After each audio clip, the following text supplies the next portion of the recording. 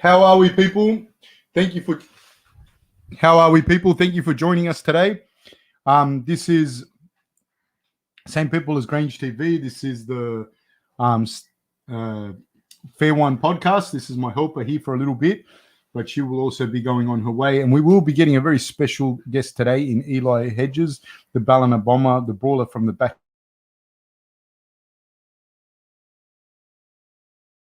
streets of Sydney. He says, what breakdown and Q&A mean? Basically, we break down the fights. We have a chat. There's a lot of other people will be on the chat as well. So everyone will be breaking down the fights, and we'll be doing a Q&A so we can ask questions, not just of me and of Eli, but of each other as well. So if you're new here, please like and subscribe and hit the notification bell.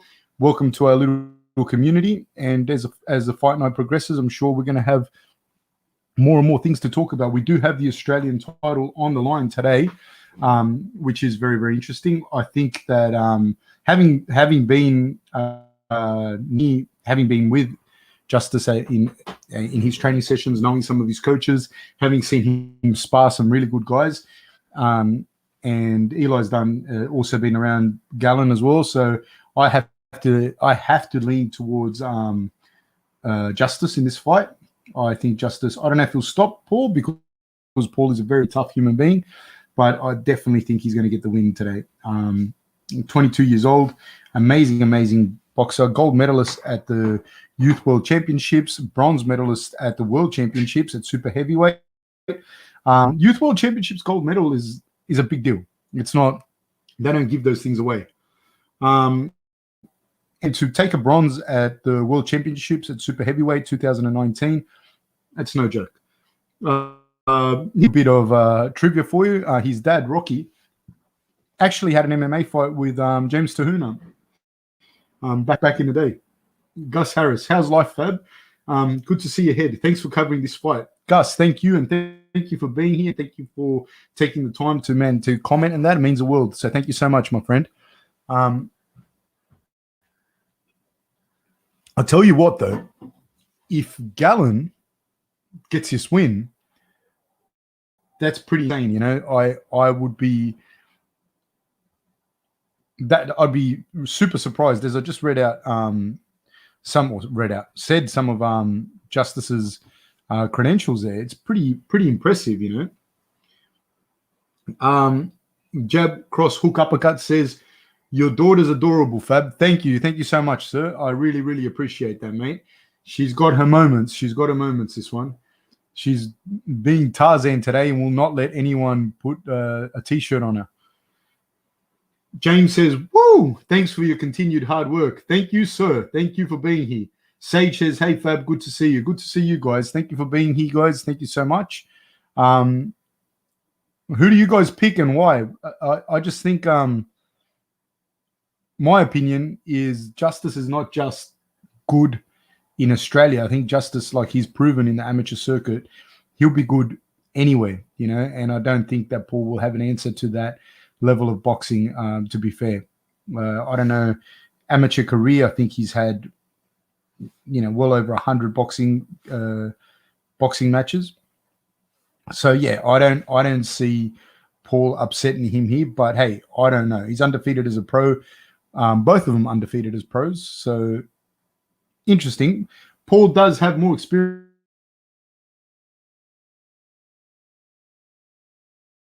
as a pro, the very does have to offer. I think Justis is going to be a future world champion in the heavyweight division, period. What are my thoughts on Ryan Garcia, says Ryan McKenzie. I think Ryan Garcia has amazing hands, really fast hands, hits hard. Don't let the pretty boy looks fool you. The guy is a warrior. He's got a good chin as well. Yeah, man. I don't watch the press conferences and that. I make sure that I don't. But yeah. Sage says picking Beetlejuice by KO. Jake Stewart says something silly. Sorry, mate. Excuse me. Phased says Huni copped a good one in a sparring video I saw recently. I'm sure he has, man. I'm sure he's copped many good ones in sparring, but I don't think that's going to mean anything tonight. Mason Penny says, good to see you, Fab, calling Huni by knockout in the later rounds. Good to see you, Mason. Thank you very much. Could well be a knockout by Huni. Huni's got serious. Biggest thing about Huni is his footwork, man. Footwork for a heavyweight, it's spectacular. It really, really is. And I think that's what you get from having that extensive amateur background. I also know one of his coaches, Mark Wilson, know him quite well. Very, very good guy. And they emphasize a lot of footwork. So look for a Huni win today, I believe.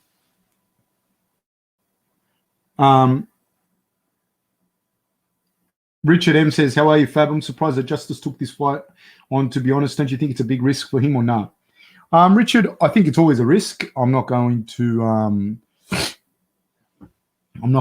put Paul Gallen down. I think he's an amazing athlete, and I think he's a tremendous athlete and could have done waves and waves and waves in boxing had he have left earlier. But having said that, I think this exposes Justis to a lot of the people in Australia, more mainstream people, because one thing that Paul Gallen does have going for him is that he is very mainstream. Every single person that, at least on the east coast of Australia, knows who Paul Gallen is, and I'd be very surprised if people didn't know who Paul Gallen is anywhere in Australia. So he does have a tremendous name, and he does have is an amazing athlete as well. So I think it's a good thing for him to get. They're showing here the video of Justis getting dropped in sparring. Dude, I've seen so many good people get caught in sparring. Things happen in sparring. That happens all the fucking time. It doesn't matter. It doesn't mean anything. So going back to whether it's a huge risk, it's always a risk, but I think this will get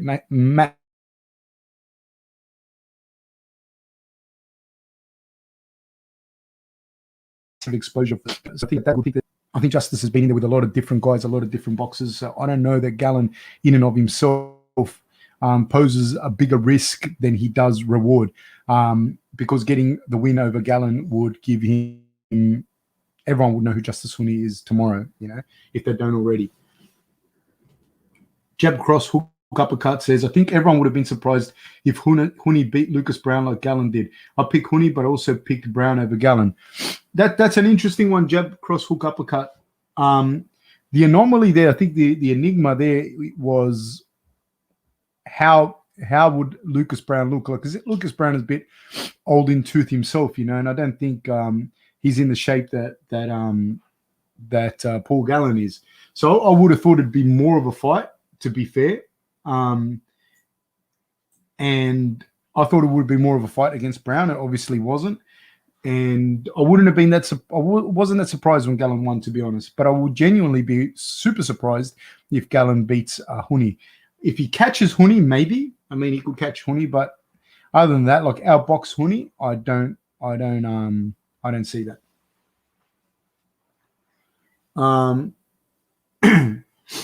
Smoke says Huni by points or KO.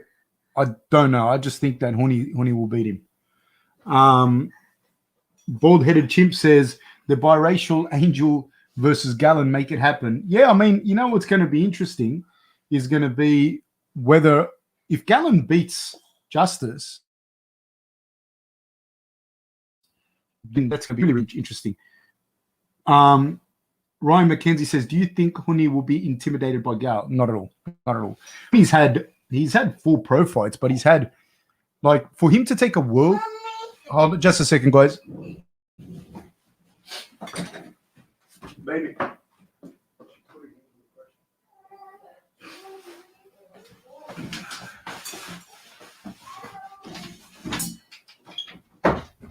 My daughter could not handle the media pressure.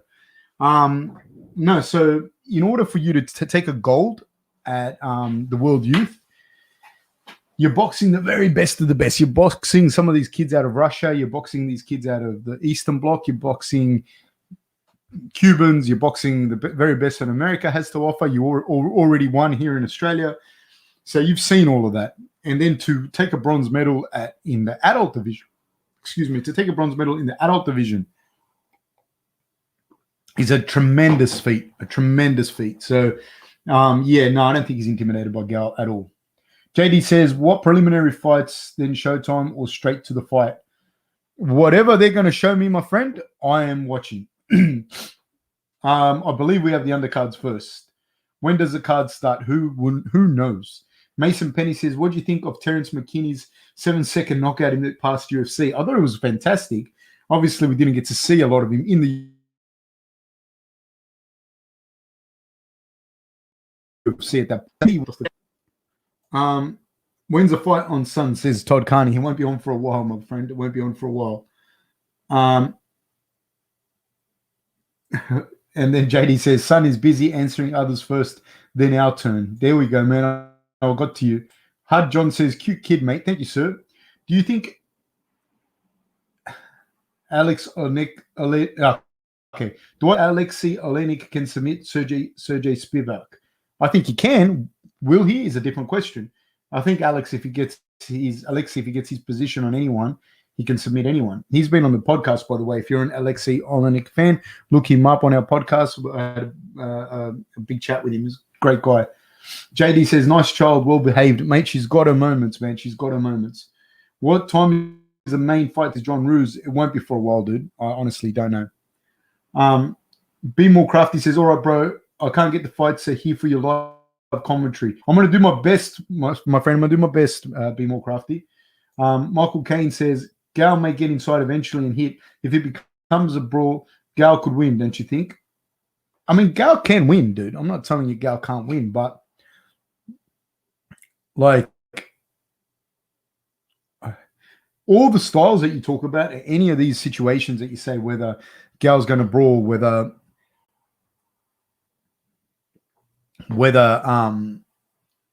any and all of those things, like Justis has seen it, you know what I mean? He has an extensive amateur career against a lot of different kind of fighters, you know, and he would have come up against all different kinds of guys. So, I mean, Paul is going to give his best. He can win. I don't know what the probabilities are. Is it possible that Paul wins? Yes. Is it probable? I'm not sure what the probabilities are.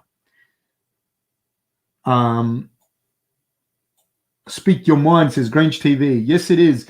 And like I said to you guys, this is Grange TV, but we have changed the name to the Fair One podcast, and we are changing. We're in the process of, you know, getting everyone used to the fact that we've changed it. What time's the main event, AEST? Well, the fights are starting now, and so we won't, like, 5 fights away, you know what I mean? Do you think Justis Huni will have a chance in the UFC against the likes of Andy Ruiz? Yeah, man. Yeah. I don't think, but in fairness, I don't think the Andy Ruizes and all those guys of that ilk will be around when just hits his peak. Justis a very young guy. They'll be bringing him along very, very correctly. I've got $15 on Gallen. Well, that's not a bad bet. Jab cross hook uppercut says, I don't think Huni will be intimidated by anything other than the exposure. Huge upgrade for his exposure tonight. Spot on jab cross hook uppercut. That is in turn where we were talking about the risk for someone like Justis. The risk there with Paul, I think the reward far outweighs it, because that is the exposure that he'll be getting, you know, if he wins tonight. So I think it's pretty impressive. Who else is on the card? Let me read it. Okay, I just got a message to fix the microphone. Let me know, guys, if you can't hear me properly. I'm just going to read the card out to you guys. That's what I'm doing right now. So don't feel that. I think somebody asked me for the card, and I'll read out the whole card.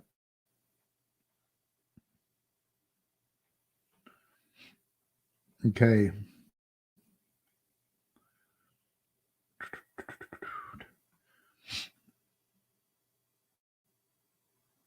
Okay, you have Jason Waitley versus Victor Oganov, Noor Bukamp versus Sam Goodman, Alex Hannon versus Andrei Mihailovich, Emmanuel Carlos versus Isaac Hardman, and Paul Gallen versus Justis Huni. That is the card, my friend.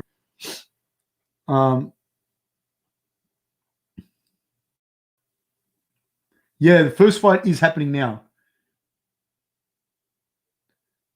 No, I can't show you the fights, mate. Speak Your Mind says, any people got any crypto, Monero, or anything, we'll send link to live main event. All right. The fight's happening now. It's about to start. First fight. Be More Crafty says, your stream is a bit patchy, by the way, my friend. Bit laggy. Yeah, I don't know, man. That's internet, whether it's your internet or my internet or whose internet. I live on the New South Wales South Coast, and I'm sorry for that. This gentleman comes out in a hard hat and a high visibility vest. I love it. I love it. Okay. Sir Shankalot says, Justis Huni will be top 10 heavyweights very soon. He can already easily beat people like Wilder. Look, I don't know if he can easily beat people like Wilder, but he's definitely going to be, I think he's going to be a heavyweight champion.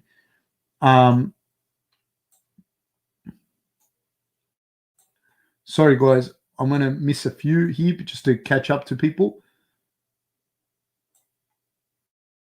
Guys, Kelly Taylor and all of that, etc. Please don't, if you guys start selling links or putting links up or doing anything like that, I will have to block you off my site. I don't want to do that, so please don't share stuff. I think 5 fights. I think there's only 5 fights on the card, JD. And the first fight of the night is Jason Waitley versus Victor Oganov. So it should be an interesting night of fights. I'm waiting for my partner in crime to get here. No worries, Kelly. No problems at all. I don't care if you private message people or whatever. Just please don't do that.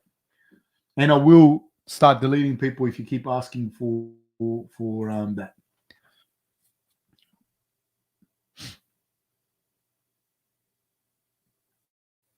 Okay, so we're about to kick off. So Victor Oganov is 44 years old. Jason Waitley is 30 years old.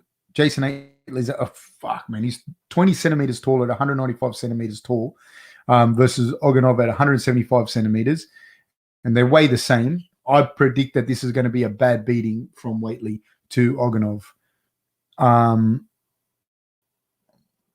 Why do they do these things? I don't know. Right now, the first fight's about to start. And so you got this kid in Jason Waitley. He's not a kid. He's 30 years old, but he's 8 fights, 8 wins, 7 KOs, no losses, no draws. So he's a heavy hitter against a guy that's 44 years old. I think it's like 80-something kilos. JD says, can I ask a silly question? How much does it cost for a pay-per-view? I think something like $40 or $50.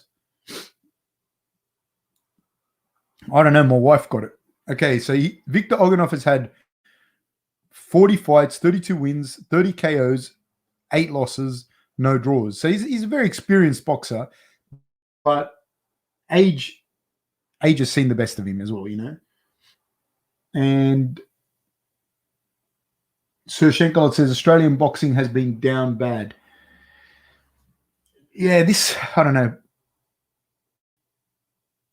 I think after the first couple of rounds, I think it's going to look bad, this fight.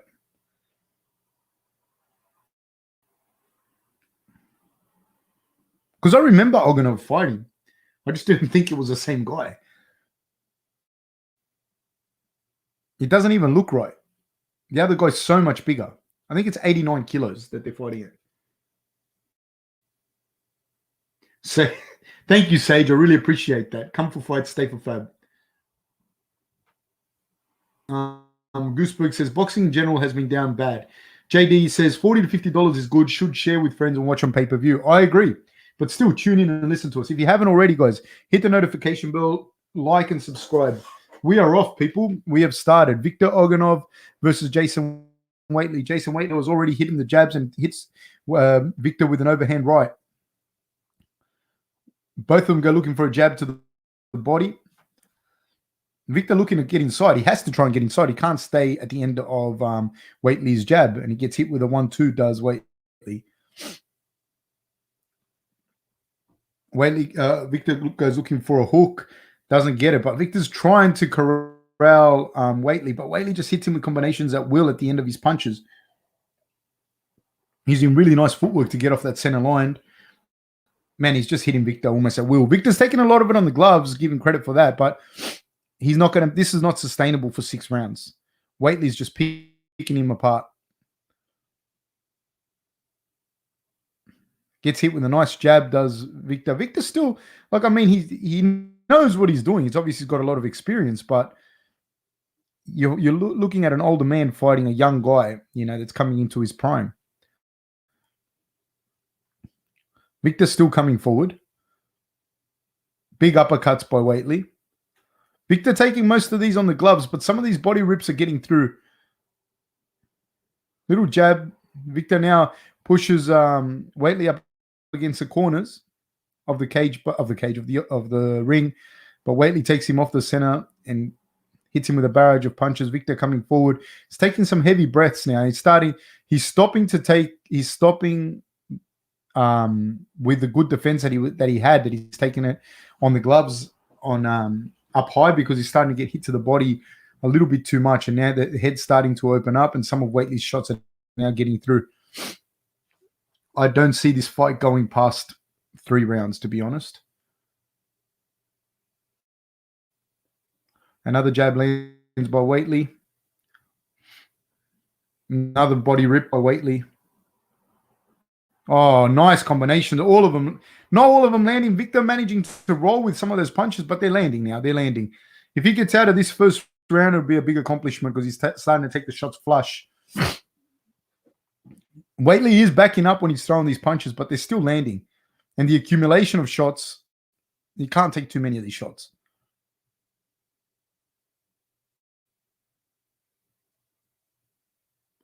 JD says, I'd like to see all of the 4 fights preliminary ends quickly so we can watch Huni. You might get your wish, mate. Oh, Victor comes over the top with a left hook. Another left hook. He's kind of finding a home for that left hook on Waitley. He's making a comeback.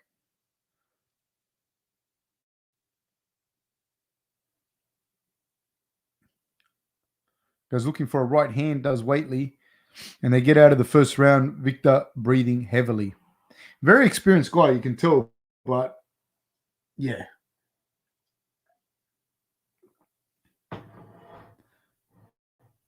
No, we are at the very first fight, guys, of the card. Hudson, Isaac Hardman fight will be good. It most definitely will be good. He's a very, very talented young man.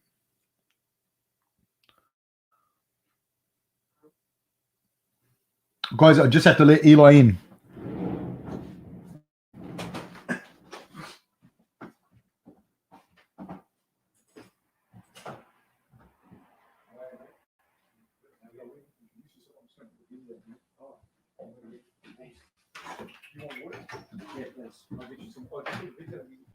Yep.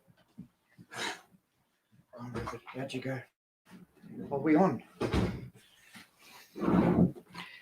How are we, people? We're on. The fights are on. Fab will be back with us in a minute. Snuck out for a chicken cone. Fab on the Billy Bongos. When's Isaac Hartman? Isaac Hartman is the fight before Justis Huni. So, versus Emmanuel Carlos. How are we, guys? These are the cruiserweights at the moment, aren't they?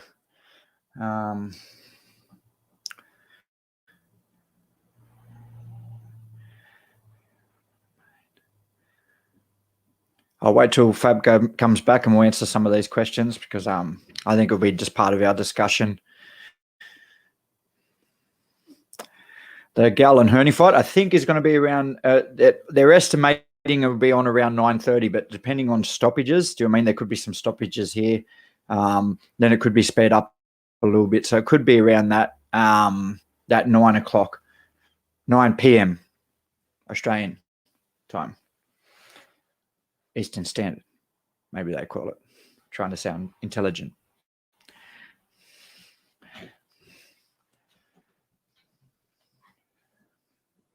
This I was watching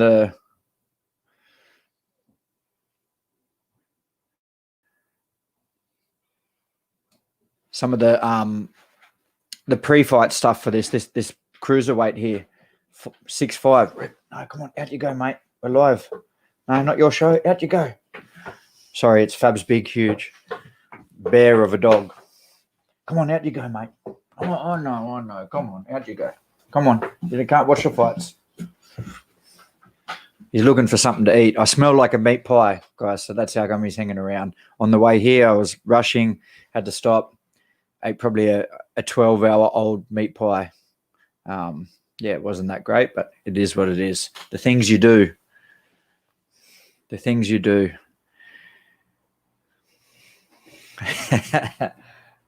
Thank you, guys, for the nice comments. Having me back. Yeah, it's been hard. I haven't been able to get here much, so no, it's good to be back and commentating some boxing, which very passionate about. I really enjoy.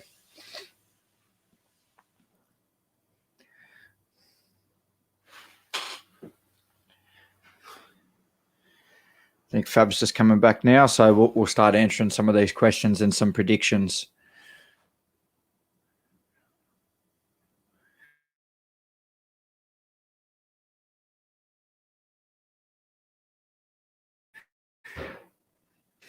In here. But yeah, we'll talk about that as soon as here he is, the man himself. Thank you. Well, that's Jai's old man, is it? Training this guy, Jai up potatoes. I haven't seen him, but I will ask this: do you remember this guy, Victor Algono? No. Around the traps, I kind of remember him as a kid. So that's Jai's old man there. I can't see him properly. Yeah, cornering him. But the other guy that he's been sparring Gallen. Yeah, 6'5" cruiserweight. He's pretty tall. Yeah. Yeah. And Gallen was adamant to have him on the card. He's looking good, man. Fights at a good range. Do you know the guy's 44 years old, Victor? Yeah, well, I'm just letting you know. Yeah.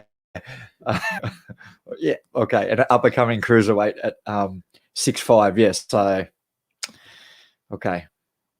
The Hungarian Hustler says, we need a kiss between these two. Laugh out loud. Love that Eli and Fab are fucking back. Yeah, we're back, man. Eli just, he's been busy saving kittens from trees or whatever it is that he does. I'm surprised this fight has lasted this long because this guy has taken some shots, man. In the first round that I saw. Yeah, big rangy fighter and strong as well. But he's just in that second round I seen, he was really mixing it up from the head to the body as well, which is a good skill. Which are you talking about Waitley? Yeah. Hard for taller opponents because sometimes they can just get so caught chasing the head all the time. But in that second round, he was mixing it up well. Man, he is ripping the body in the first as well. Yeah. Somebody asked a question here. Will we be watching the George Cambosis fight? I don't know. I'm torn between doing the UFC or the Cambosis fight. What do you reckon? Didn't it get cancelled? I didn't know that. Yeah, he's got COVID. Who? Demo Lopez. I didn't know this. Yeah, I read today. Yeah? I read today that it was on, and it got cancelled. I thought it got cancelled because he has COVID. Wow. Oh my God! I think he's rocked him, Victor. He has with a right hand, but he's sort of recovered there and stung him. Got hit with a little jab. Did Victor on his way in? It is always. He hit him again on the forehead, but he hit him again. It's always a risk as a taller opponent. Getting hit with that short. Right? Yes, yeah. Sorry, I cut you off with a fucking animal. No, that's all right. Are you cold or anything, Eli? No, I'm good. Thank you. If you are, let me know. Sorry, I was just saying Big Rupert was in here sniffing me out because I ate probably a 12-hour-old pie on the way here. Do you want any other food? No. I have a bowl of lentils. No, you want some lentils? I'm good. Eli's got a big drive to get over here. So, yeah. Is a fight held? It's in Sydney. Lopez has COVID, man. I was looking forward to that. Let me see, man. Yeah. I'm not saying that. Yeah, I was definitely looking forward to it as well. It's unfortunate if it has been cancelled. Because would this be the second time it's been put back? I think, it has. Let me see.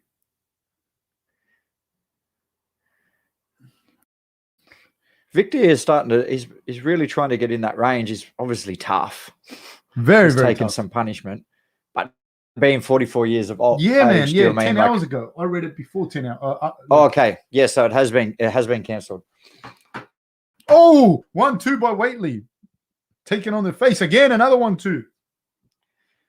For those that don't know, it doesn't look like. For those that don't know, number one, Elo's a boxing coach with Coach Aaron over at is it Minto or Campbelltown? You call it? Well, it's Campbelltown PCYC, but it's actually located at Minto. So okay, so yeah, they run a very, very good boxing program there with a ton of really good amateurs. So shout out to all those boys out there and to Coach Aaron. Now, for those that don't know, when you're watching someone like Waitley and he's hitting you with those 1-2s, and it doesn't look like he's hitting you that hard. For those that don't know, does it hurt? Is it hard? Yeah, they hurt for sure. I think anyway, you can't if you're just in the room, if you go to a good boxing gym and you hear them even hit the bag or the mitts or something like that, you don't, watching it behind a screen, you never have the same appreciation as being at a hard sparring session and hearing them shots.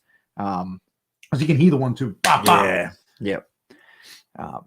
They would definitely. You got to be tough, man. It's a relentless sport. Says Fab used to date my mum. Who's your mum, buddy? Yes, please bring out the Hungarian hustler. I seriously doubt it, but all right. The Hungarian hustler says, thoughts on Tim Tszyu? Man, your grammar's terrible. Can get in the States. Will this next fight shoot him into the light? If so, I want him to get everything his dad got and more. I just love the bloke and his actions. Thoughts? Number one, Fab, you don't have to be an English teacher and bag out everyone with their grammar. Yeah, come on, man. Come on. Hey, I respect it. It's fine to me. Tim Tszyu, yeah, I think he can make it to the States. It's just whether he can make an impression in the States. I think what he's doing is, really marketing himself really well in Australia at the moment to get that Australian fan base, and then going over there. It's man, he's in a tough division. He is in a lot of good guys in that division. Yeah, he is in a tough division, but he's making improvements. He hit him with the right-handed Victor again. Victor, 4 out of 6. I honestly had written Victor off. I'd heard about him. Honestly, like I said, I'd seen him around. I thought this fight wasn't going to go past 3 or 4 rounds, but Victor, at 44 years of age and 20 centimeters shorter, is giving a massive, good account of himself. Yeah, it's just that again, he's trying to get into that distance and just load up on that overhand right. And then you caught as a taller opponent going backwards and trying to use that shoulder shield or something like that. And then, that overhand right comes over on the chin. You're off balance. It's not good. Richard M says, Eli trained with Janae Harding too. Yes, he most certainly did work with Janae for some boxing stuff for her previous for her last fight. Yeah, she did really well. Her hands looked good too. Huh? Her hands looked good. Yeah, they did. They looked real good. She's got a bright future, I think. I think she's just has to get a few things to just kind of click. I agree. And then she's going to go. I agree. That she needs to get some things to click, everything to come into place. And I definitely think she'll be able to. Get back into that top 10 and then work her way up. Okay. No links, people. I already asked. You already said. I already asked you not to ask. But what am I going to do, you scallywags? Jax F says the Pirates with the link probably like FD's fights. Yeah, I agree with you, mate. Thank you, Be More Crafty. Did I see the Fury Wilder press conference? I only saw the stare down. Did you? I only seen the stare down as well. I haven't listened to it yet. I was going to listen to it on the way, but I got listening to a podcast. So. Jab, cross, hook, uppercut says, yeah, Eli, 100%. When you get to watch top tier guys on the pads in the gym, you'll remember it. 1,000%. I remember there was a guy. Was that the 6 rounds? What happened? 1, 2. Hits him. They went back to their corners. And he's taking the gloves off. I hit him with a nice left hand. Victor was a little rocked. What's happened? Did he break his hand? Oh, hit him flush. No, he's back. He must have just... No, it's still the highlights. This is still the highlights. Yeah. Sorry, guys. We'll try to catch up with what's happened here. Oh, they threw the towel in. Good on him. The towel. No, good on him. I think that is... Like, their guy wasn't going to win anymore. Yep. He's an older guy. They gave a good account of himself. He's starting to get hit almost at will. Waitley's an Olympian. Yep. With a very, very impressive amateur and professional background. Was undefeated as a pro with nothing but KOs. What are you going to do? Let him try his dad's name again. He was in the gym the other week. He's a top. Yeah. Top. Yep. And I know the guy. He's been on the podcast. Yeah. I was in one of the times. Like I was in Ireland. There's actually a Conor McGregor's gym. But Conor was like 20 years old, and there was a guy that had their name Adrian, who was third in the world as a junior, third at Europeans as a senior, which is a big deal. And dude, it sounded like a machine gun hitting the pads like, yeah, like you could hear it. Funny story about this guy, right? He went and had a MMA fight, pro MMA fight. He knew that like he needed to knock this person out, but they didn't know who he was. Yep. He's a Polish guy living in Ireland, so they didn't know. They must not have researched him correctly.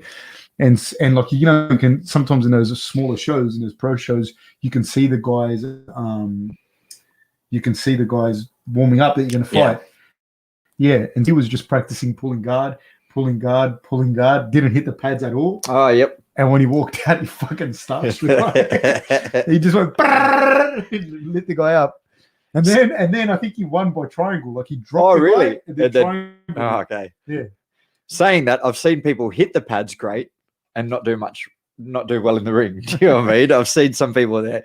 They love the flash stuff on the pads, and then they get in the ring and just like they can't put it together. No, this guy was fucking good, man. Yeah. He's fucking good. Richard M says, Fab, stop thinking this is an online distance education class for the spelling. Yes, thank you, Richard. Dude, it wasn't the spelling, it was the grammar. It was grammar, spelling. Really bad, mate. Could I just add to the throwing in the towel, the corner? Because obviously 44, he's a tough guy. He wasn't going to quit. Do you know what I mean? No. Yeah. No. Did you see the incident on the weekend? It was over in the States where the corner threw in the towel and the referee went, nah, just continue. And then he gave the guy who, like, the corner that threw in the towel, that fighter, he gave him a standing count why the towel was still in the ring, and then told him to continue, and then he got beaten up and more, and then he called it off. Yeah, see, because you know what the actual thing, because he actually threw the towel back to the corner, but then gave him a standing count. It was just terrible refereeing. I've been in corners where people say, where the ref has come in and said to us, there is no throwing in the towel, only the fighter can thing, or you can stop it in between rounds. And I'm like, what are you going to do for throwing the towel? For throwing the towel, it's because I know that guy is fucked. Yeah. And so now I know what they're going to do if you throw in the towel. Here's a good question. Hungarian Hustler says, does Tim Tszyu have the skills to win and hold the belt now, or does he still need a year or so? No, I think he would still need a year or so. I'd like to see, like, he'd probably need to step up in competition. Yep. I would say. I'm not saying he's been fighting bums. I'm not saying he's been nothing like that. I'm just saying, like, he's been progressing, and at every stage he's answered the questions that have been asked. But there's still quite a few more questions to be asked when you're talking about the upper echelons of that division. Yeah, I agree. I think there's a big difference between, like, we've got a good standard of boxing, but then when you go to Europe and the United States, do you know what I mean? It is a little bit of a start. Quinlan? Yeah. Who is, do you know what I mean? He went over and, who did he fight? Junior. Remember, he captured the title here, one of the world titles, and then he went and fought. Keep talking. Oh. No, but just keep saying, and I'll find who he... Yeah, but it was too soon for him. Do you know what I mean? I feel like he got thrown in sort of... I remember exactly what you're talking about. He fought Gil, didn't he? Yeah, but when he captured the title, he went and fought... got on the tip of my... He's Junior.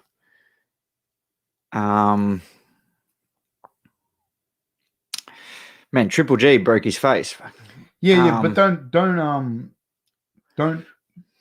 try and think of it right now, because okay, come up. All right, it'll come up. But Chris Eubank, Eubank Jr. So yeah, and then he went over and fought Eubank Jr. and I thought it was way too early in his career, especially when he held the belt.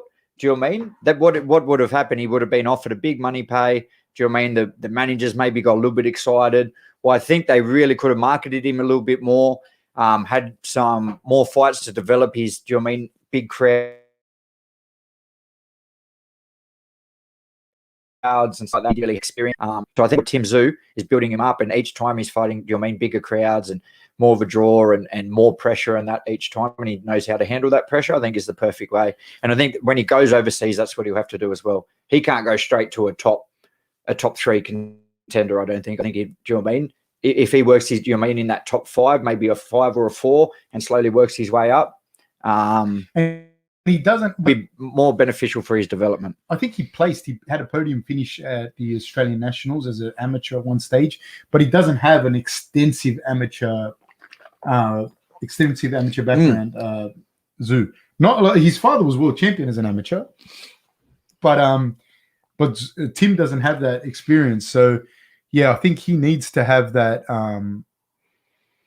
background. He needs to have more fights. He needs to have a greater experience. Yeah. And it matters a lot. It matters a hell of a lot to have the crowd makes a huge difference. Like you step into an arena with 50, 60, 70, 80,000 people. Pressure. The pressure would be huge. And you hear it when you're in like, it's like the Coliseum, like when you're at the back, there's things that happen, right? Like you see these guys, and you've seen these guys on TV or whatever, and they go out and fight, and then they come back in and their faces are busted and they've lost or whatever, and you know you're next. You know what I mean? You hear the pressure, you can hear the crowd. You can hear the crowd in some stadiums. You can hear the crowd reacting to the shots, like you hear all of that. If you're not used to that, man, you get caught up in that. Oh, definitely. If you're in the ring as well and you're getting and you get hit and really that, like you can let your emotions get the better of you, and do you know what I mean? Then you're trying to load up on your punch or hit them. The best people, you know what I mean, being able to hold your composure in that type of arena is one of the toughest things. But I guess that's what makes champions. You know what I mean? The guys who can hold their composure and rise to the occasion. So. Interesting question here by Hannon. But guys, sorry, we're going to probably skip a few people. There's just a lot of people on the live chat asking stuff and blah, blah, blah. So we will think. But it's an interesting question here from Hanoi Tripper. Says, do crap boxers get paid much to pad the records of up-and-comers? I don't like to use the word crap boxer, but let's call them journeyman fighters. What's your take on that? Do they get paid much? Not. I don't know. It depends on what value you hold your brain cells. Do you know what I mean? It's like this. They would get paid more. They would get paid a lot more than what their skill set would get them paid otherwise. Like if they were trying to make a living off boxing and fight the correct fights, their skill set is not going to get them paid. But if you're willing to put your hand up and you know you're going to get beat and you know you're not a good fighter and you don't care about your brain cells or your health, you can make more money as a journeyman fighter that gets called up to take losses. They don't tell you lose the fight, but you're not going to beat him. You know what I mean? It's like if they offered me to fight Golovkin, that's not going to happen. You know what I mean? I'm not going to win that fight. So yeah, they'll get paid proportionally more than what they would make a living from. I've known a few guys through different gyms, never in any gym that I've been affiliated to, but in gyms that I've known, I know a couple of guys that's their job. You know what I mean? More or less, they'll just and you can fight more times. You don't have to fight 3 or 4 times a year. You can fight all the time. You don't have to prepare that much or even make weight. You can go in there, give 10 kilos away, and you know you're going to lose, and you might make a couple of $1,000. So you know of guys like that as well? Yeah, of course. Yeah, do you know what I mean? They're journeyman, I guess you would say. I remember there was a famous one time, and it's I don't know. His name was, I can't remember his exact name. Don't say his name. But no, his fight name was Big Eagle. All right. Big Eagle. And he was like a big sort of overweight guy, mullet and stuff like that. This was going back 15, 16 years ago. But yeah, I think his record was 12 fights, 12 losses, being knocked out every single time.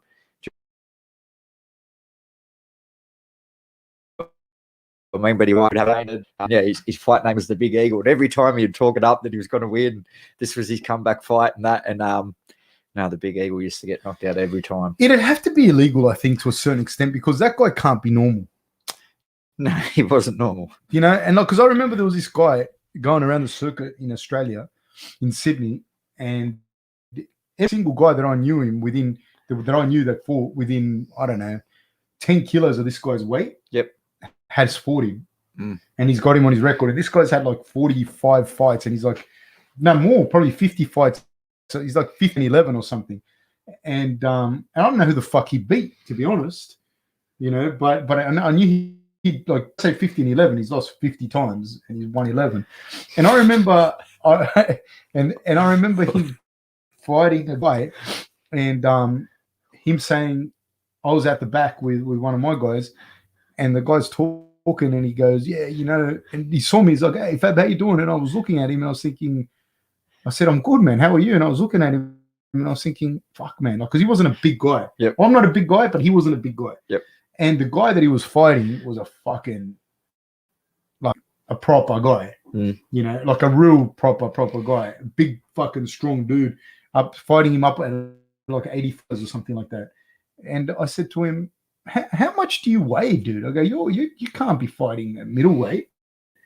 He said to me, no, he goes, I have had 3 months, he goes, and I had to put on weight because, if you don't make the weight below you get thing. And in MMA, the weights are big. They're spread out. It's not like boxing. So, for example, if this guy was a lightweight, so he had to eat his way past 77 kilos. Yeah, otherwise wouldn't be allowed to fight. And he's fighting this guy. I won't say the guy's name because, but he was fighting a serious fucking man, and he fucking went out there and he put on 8 kilos in like 3 months. And I said to him, how'd you do that, man? And he looked like fat, and he goes, I've just been eating Macca's and KFC. He goes, I'm not doing a lot of road work or any training so that I can put the weight on. Right? And this guy went out there and this guy beat the fuck out of him, like bad. So he wasn't expected to win them 50 fights. He was expected to lose them 11 that he won. Yeah. Those pretty 11, they were pretty bad. He fought another mate of mine. My mate broke his femur with leaks. So, yeah, real bad, man. Ahmed Abdul says, hello, salam. I hope you guys are having a great day so far. Alaikum salam to you, my friend. We are having a brilliant day. How's your day been, Eli? Did you work today? Rescue anyone? No, I was actually ran a boxing program out of Aids this morning. Nice. Yeah, just with some local kids and that. And then I was at TAFE and running a bit of a program with some disengaged kids there, which was really good in that as well. A little bit of Aboriginal culture and stuff like that. So, no, I've had a good day. Busy day, but good. Oh, nice, man. Yourself? I did a bit of work today. I'm here doing this. I have a question. What do you think if we did the Origin? State of Origin? Yeah, if we commentated the Origin. Well, what do people let us know your thoughts if we commentated the Origin? I may get I get a little bit worked up come Origin. Oh, it might be good to see a little bit of life. I get very edgy. What do you think of this fight that's happening here? Do you know these guys? Nort Camp versus Goodman? No, Goodman a little bit, but no, I don't know too much of them. No, this New Zealander Nort, he only fought a couple of weeks ago, didn't he? On one of the cards. Yeah, this fellow, yeah, I think so. Yeah, this little guy here. Oh, was it? I thought it was Nort who fought. A couple of weeks ago. Maybe they both did. Yeah. So, yeah, an undefeated record, 8 fights, 8 wins, 4 by KO. And he's a little fellow too. Yeah. Who do you have winning this? I think this would have to go Goodman's way. I would think. And he seems a fair bit bigger in this division too. And when you're a little guy, like 10% is a lot. Like 2 kilos is a lot of weight to give away. Goodman's on the A side of it. Don't know if it's been cherry picked or not, but we'll soon see.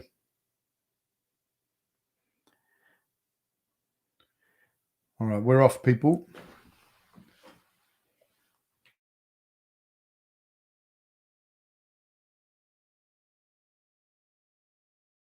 Reset and start listening. Sorry, I skipped a few people. Sorry about that. Is this still the first fight out of the 5? No, this is the second fight out of the 5. Bootcamp comes in brawling, and I see that Goodman's tying him up a fair bit. You got a southpaw versus an orthodox. Bootcamp being a southpaw. Goodman's already finding a home for that right hand down the pipe. So Eli, would guys like this be living off the pro fighting career? Mate, it'd be tough. They wouldn't be living well. Not to start with. 8 fights, 8 wins, 4 knockouts. No, he wouldn't be living like a lavish lifestyle. Do you know what I mean? It would be sponsorship, maybe some, some local businesses and stuff like that. But it wouldn't, it wouldn't be on huge money. Jimmy Berry says the only thing Gallen has on Huni is conditioning. Gallen is a beast with his conditioning, so Huni needs to work his ribs and then take his fucking head off. What are your thoughts on that? Gallen on Huni is conditioning. Gallen is a beast. He's conditioning, so Huni needs to do ribs. Man, Gallen's tough. Yeah, he's super tough. Did you see how fit he looked in the weigh-in? Yeah, I've never seen him that fit. Nah. Do you know what I mean? Not even 2013 in their program. Yeah. The Cronulla Sharks program, he didn't look that fit. Man, he looks very conditioned, very ready. One thing about Gallen is like he plays a bit of a game and stuff like that, and people go, "Oh, he's a goose. He just talks shit." And that, man, he's a hard worker. Yeah, he has prepared himself very well for this. And if one person is sure he's going to win, it'll be Paul Gallen. Like he's not going in there like some of these other guys where. Or even he's how not going Dean in there for a little payday. Yeah, Dean Lonigan, I think, has done the most talking from he's the promoter and done the most amount of talking from sort of Huni's side, saying that it's a 100% easy fight, easy win, easy knockout. Man, this is not going to be easy. No, I don't think so. Yeah, I don't. But I do think Huni was going to win. Do you think Huni will win? I think so. On that points, you know what? If you can't get him out them early rounds, if Gallen doesn't slow down, Gallen's going to really start using his push him up. Huni's got to make sure he keeps that footwork for the whole 8 rounds. But do you think that Huni doesn't have the conditioning to do that? 10 rounds, by the way. 10 rounds, sorry. Yeah. No, I think he would have the conditioning if Paul Gallen was going to go in there and only box him. Paul Gallen is not going to go in there and try to outbox Justis Huni. He's going to go in there and try to make it more physical, lean up against him, push up against him, use elbows, throw overhands. He's going to try to make it as dirty as what he can. I think that's also a big part of how Paul Gallen has come out and tried to put Justis off a little bit with some of the comments he's made. The release of the Justis getting, hit in one of his sparring sessions, that only got released today, was it? Yeah. But I think that was from a fair while ago. I've seen it now. They've showed it. Yeah, but which doesn't mean shit. Anyways. Yeah, and get hit. Man, I'm sure that was from. I heard about the incident, and I thought it was from around 2 years ago. So I'm not 100% sure on that. But I thought the incident was from a fair while ago, and I think he's definitely trying to play their mind games to try to get Justis out of his game. Now, do you think, though, that Gallen's going to be able to show Justis stuff that Justis hasn't seen in a really illustrious amateur career that he's already had? It's a different style of fighting. He's had over 100 fights. Yeah, but I don't think people would have leaned up against him. Do you know what I mean? And they don't have the 10 rounds to work. Yeah, and doing that for 10 rounds, do you mean leaning up against him, pushing him, sort of using that physicality over him and that? Because even though Justis is the heavier one, yeah, Gallen, he's starting to get him with a few right hands here. Sorry. The question that people are asking was, is Goodman looking good? Yes, he is looking very good. Yep. He's tagging him from the very start with the right hand. He's tagging him more and more. And then when the counter comes from Bootcamp, he's not at home, is Goodman. It's just that right hand on. He's landing uppercuts. He's landing another right hand. And Bootcamp's starting to take a lot of damage. And he's also going low as well. Again, being the taller fighter, he just slid out of the way of that left hook and then countered, and he's ripping the body. Is Goodman? He's looking really good. Is Goodman?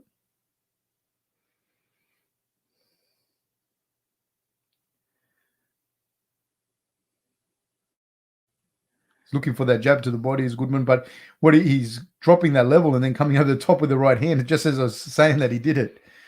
I don't know if he heard me. He's good, this Goodman, eh? Yeah, he is. It does look impressive. Showing plenty of feints with that lead hand and then just sort of baiting him in to come forward and then just tagging him with that right hand down the pipe.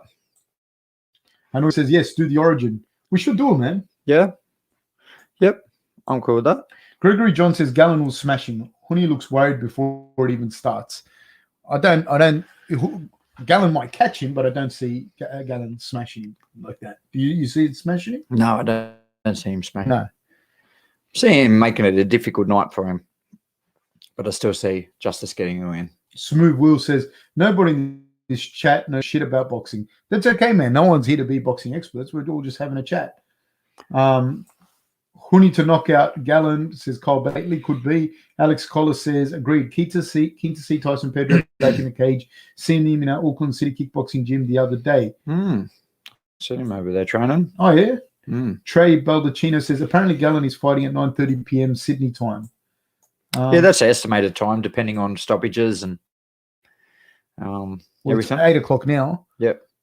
And so there's only one fight after this, isn't it? No, I think there's another one. There's Hardman. Yeah, Hardman, that's after this, and then the guys, yeah.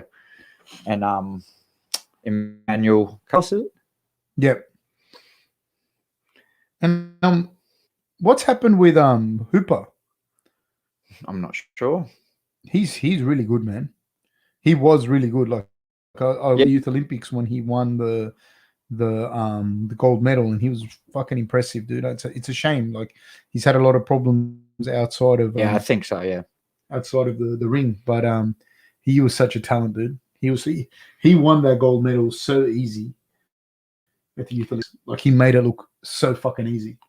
Yeah, I was there when he did it, and I was like, wow, fuck, this guy is incredible. Sorry, I was just trying to see Goodman's Corner, who they were. I think it was Brotherhood Boxing. Is it? I'm not sure. When them later rounds. It cut out just then.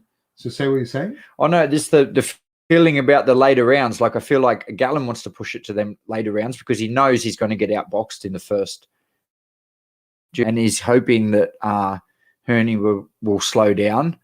But I also think like if Gallen slows down in them later rounds, he's going to get pieced up. So dude.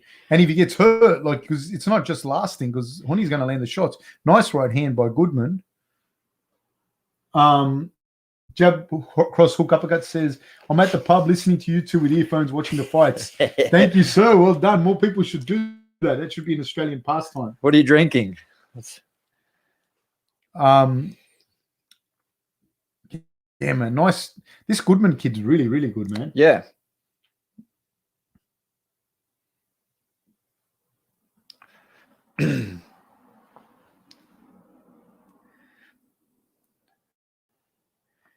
Yeah, South. Man, he's got a very awkward southpaw style where he's just walking forward, left foot, right foot, left foot, right foot, very square. I don't know. It's very square stance, but he's taking a lot of punishment now. Yeah, a lot of punishment. I don't think this fight's going to go the distance. Keeps just cut out again there, Fab. Yeah, man. I don't know. I'm going to speak to Wollongong Council. Anthony Willis says either Huni's last opponent had a good chin or Huni has no power. I don't think Huni has no.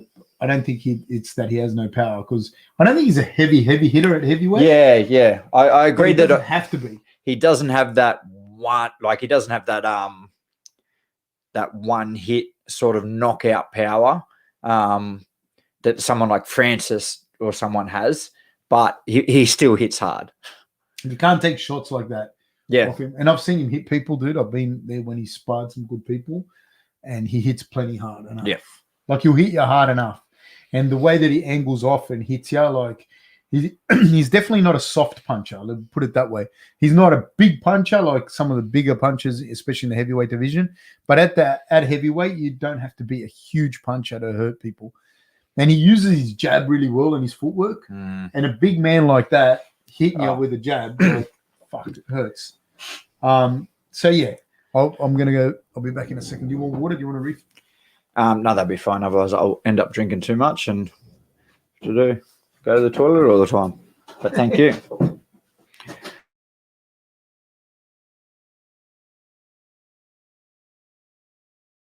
Let's go. Oh, yeah, don't get me started on Greg Hardy. I don't know. It is what it is. I'm not a fan of his. I'm glad that Ty's fighting him, and I hope fucking Ty pieces him up. Yeah, it'll be interesting to see if they have any back and forth at all between Tai Tuivasa and Greg Hardy. But I obviously I'd be going for Ty no matter who he's fighting, unless he was fighting like my dad or someone like that, which would never happen. But yeah, I'm going to back Ty no matter what. But yeah, him fighting Greg Hardy, I'm going to be backing him even harder. It'll be like New South Wales versus Queensland. Me, obviously, backing New South Wales. No, I lie about that. Sorry, I've got respect for Queensland. So it's not like that. Sorry, I'll take that back. All my Queensland fans, sorry. I respect you guys. Beetlejuice, you're still around. I've been good, man. Thank you.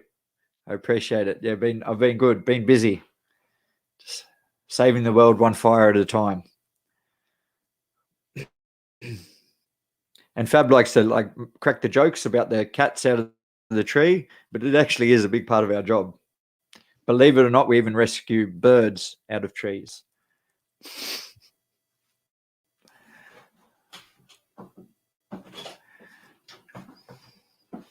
What happened? No, I just seen Beetlejuice's. Where is he? Oh, he was on there. He just said, "How's things going?" I haven't seen him in ages. So he's still around, old Beetlejuice. Oh, mate, he's well and truly around. I'd just actually like to say a very public thank you to Beetlejuice, if it is in fact you, for the donation through the PayPal account. Very, very generous, and thank you so much, sir. Hassan Ahmed, Britain's next drill rapper, says, Eli the cat whisperer. Thank you, sir.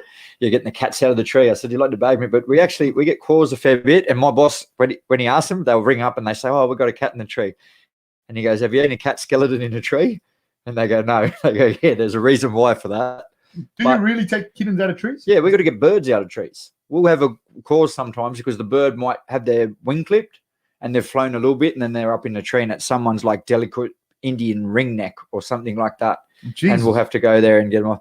Cats out of a tree is savage, but it's not pretty work. No, I'd imagine. No, they just want to scratch your eyeballs out. The bird's a little bit easier. So now I'm surprised it's lasted this long because Bucamp has taken a lot of damage. Now they're fighting in the pocket. He just took a huge left hook, did Bucamp, as Goodman. They were basically beating him up, just piecing him up. Oh, straight right hand down the pipe by Goodman. Right hand and a left hook over the top by Goodman. I can see this tower getting thrown in. Well, you'd hope so, eh? Yeah. I can't see too many more of these rounds going. Either that or he's just going to get stopped. Because Goodman's hitting him at will and at the end of the punch. But there's no counter there. It's nearly like he wants to play that peekaboo game, but there's no boo. Yeah. You know what I mean? Like you can't just take shots and not counter because otherwise they'll just keep throwing. They'll pick little holes in your armor and just keep throwing. And the right hand down the pipe, man, is coming strong every single time from Goodman. And he's hitting him and hurting him. My Toby says, hey, Fab, looking good as always. How good is this? The long-awaited return of the Ballina Bruiser. I found $5 on the ground and thought I'd forward it. Thank you, sir. Thank you so much. I really appreciate any and all of the support, guys, whether it's financial or otherwise. And right now, with 45 seconds to go, there's in the fourth round, Goodman is piecing up orthodox to southpaw matchup here with Bucamp being the orthodox, and he's being the victim of that straight right hand down the middle. Just ate a huge right hand down the middle there. And every time they fight in, like if they stand at distance, Goodman gets the better of him. And if they fight in the pocket, Goodman gets the better of him. Yeah. So where do you go? Where do you go from it? And I don't think he's got the punch left in him to be able to put Goodman away. But he hasn't really even hit Goodman with anything to sort of worry him. Not at all, man. Not at all. So, Yeah. Bobo says Paul Gallen will win this fight and take his rightful title as the biggest Australian boxing prospect. From there, the most logical thing would be a unification fight between Gallen and Fury. Bobo, you should be the one to manage that. Manage and promote it. You know what? One thing about Gallen, buddy, he is a smart man. He's really smart with his money. And he's really worked his way up, you know what I mean, to be able to be in this position he's in on big 100%. Dollars. And yeah. Alex Collar says, big up, Fair One podcast. Thank you so much, my friend. Find myself here every stream, even when I'm not watching the fight. Good chat with the viewers, solid fan base. Alex Collis, mate, thank you so much, man. Like I said, you guys, mate, it means a lot, man. It helps to keep the channel going.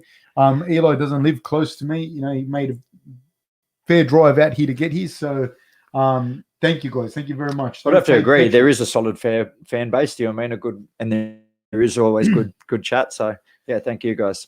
Yeah, I enjoy doing it very much. I enjoy having a chat with everyone. So yeah. JD says, I wonder how much net profit has Gallen got so far. I think he's taken a lot of money, eh? From boxing? Yeah. Yeah. Yeah, it's in the millions. Yeah. Yeah, it's in the millions. In fairness to that, though, he was already like the Australian captain. And yep. I don't know if Australian captain, but definitely New South Wales captain. New South Wales captain. Yeah, I think he captained Australia. Yeah. And then, yeah, playing all them Origins, like Origin's huge. It's the most watched thing on Australian television. And not just that, it's an extra 50 grand in Origin or something like that. It's a fair bit extra. Oh, if you're asking about the money. Extra, yeah, the money wise and stuff like that. So he would have his contract, extra for Origin, then the extra for playing for Australia. He'd be doing very well. So the reported purse is 1.2 million for Gal and 225 for Huni, which is great money for Huni as well. Yeah, it is. It is really good money for him. And not just big right hand. Sorry, big right hand landed on by Goodman on boot camp, but then he landed a left hand over the top. Boot camp is now backing up and kind of biting on the feints of Goodman, and Goodman's landing them almost at will. He landed a big left hook over the top, then on the back of the head. What do you do here if this is your fighter, Eli? Boot camp is your fighter. Throw in the towel. You would throw in the towel at this stage? I think even in that last round, he was getting pieced up a little bit more than. And he's getting pieced up in this round. Man, it's hard. You would tell your fighter in the corner, like, you really need to show me something. You really need to try to go and kill, it's hard, man. Oh, big right hand. See them right hands, like, and they in my opinion those shots are worse than big thudding shots that drop you or something. That you know, those shots that just snap your head back, and it just keeps going. Mitch G says, gives us some very, very sound advice, both parenting and educational. And he says, bongs up, boys. Thank you very much, sir. Really, really appreciate it, man. Really appreciate it. Thank you. How many rounds will there be? I'd say this fight has gone on probably 2 rounds more than it needs to, and this is the 5th of 8. Bootcamp has shown incredible heart, so hats off to him. He's got nothing to... Oh, man. That was getting paced, huge right hand. He's got nothing to be ashamed of, but man, he's been getting hit to the body and to the head now, almost at will. He's up against the ropes, and Goodman's landing shot after shot on him. Bootcamp fights his way off the ropes, but again, he can't get himself now. He's not even making up room. He's regulating him with even that left hook and the left rip to the body. See there, just over and over again in that southpaw, that floating rib. Oh. Yeah, and that's your liver there too. Yeah, Bootcamp's tough as they come, but in my opinion, man, I've seen enough. I don't want to see any more of that. It's Hannon. Hannon versus Mihalashov. I can't say his name properly. Oh, the Russian from New Zealand. Yeah. Oh, yep. Okay. And then you have, Hardman. So not the Russian, the other guy. He couldn't make the press conference because he was at a court date. Respect. What was he meant to call for? I don't know. I didn't get too much into it. I just remember hearing that he couldn't make the press conference because he was at court that day. So, yeah. And Amor Hassimi says, hey, bro, what round is it? Sorry for the late entering. Welcome, man. I'm here. This is going into the 6th round of the bootcamp fight versus Goodman. JD says the best food to eat while watching this fight is... Eli, what do you think? The best, sorry? What do you think? Best food to eat while watching this fight? Oh, I'm just a Thai man, or like Thai food. You really? Right? Yeah, I'm a Thai. Oh, but boxing and footy, I'm a sucker for like a good pizza, a good wood-fired pizza. Oh, yeah, absolutely. Yeah. Look at that right hand down the middle. Could we go just back to that purse on how you said that's a good purse, like 225,000 for Justis? Not just that, just the amount of exposure he's getting before the Olympics. Absolutely. Because in all honesty, if he hadn't had these professional fights, probably 50% of the people who know of him now would not have known of him. Oh, we were just saying that earlier before you got here. Yeah. Do you mean that they would not have known of him? They wouldn't know that we had a heavyweight going over there and competing in the Olympics. Absolutely. So what it's done for his exposure and stuff like that, sponsorship, everything like that, it's just assumed. Like he's got huge sponsors on board now. Why? I think he would have only had a couple like Madison and that now. I think now he's moved to Adidas. He's got Culture Kings. He's got like some really huge sponsors on board, which is, going to help him. Rapid Loss. They're really going to help him, propel from that Olympic stage into professional boxing. Boot camp has probably been told by his corner he has to come forward and not be on the ropes, but he's coming forward and taking shot after shot after shot. Michael Caine says, who is my commentary partner today? As I'm not that familiar with him. Obviously respected by you. He knows his things. Eli is my partner in crime. He came to Australia as a refugee from Ballina. And he's a boxer. He's a boxer. Played reserve grade rugby league. I'll say this because he's a bit of a humble fellow. He's a podium finisher at nationals in amateur boxing, and he runs a brilliant boxing program out at Minto with Coach Aaron, Coach Aaron was the founder and the head coach there. But Eli helps out a lot, and they stopped the fight. Thank fucking God they stopped that fight. Thank you. It was a matter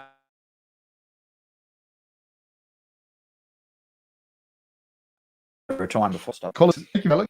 Make me a moderator, Fab. I'll destroy these link requesting ball bags. Let me see if I know how to do it. I probably don't know how to do it. So, I almost blocked you. I'll speak to my wife about making you a moderator, or to David Roberts. They're the ones that know how to do it. But I most definitely will make you a moderator. I don't know how to do it, man. That's the truth of the matter. But I will make you a moderator. We have 2 other moderators running around, and they will remain in secret because they will. I don't know if it's secret. You probably know who they are. But we have 2 moderators running around, and are they arguing the stoppage? I think they are. You shouldn't be arguing that stoppage. I think that. What was his plan to come out in the 8th? He was going to start fighting in the 8th. Jimmy Berry, I thought that once you turn pro, you can't fight in the Olympics. That was before. Now you can be pro. 6 fights, is it? Yeah, something like that. Yep. So this would be only 6? Yeah, no, 5th. 5th. Yeah, so 5th, yeah. And it makes a massive difference as well, because just that payday for an amateur athlete is huge. Yeah. Fucking huge. Yeah, like I said, he would have been struggling off sponsorship before going pro, and putting a little bit of money in his pocket, and it's well deserved for some of the amateur athletes.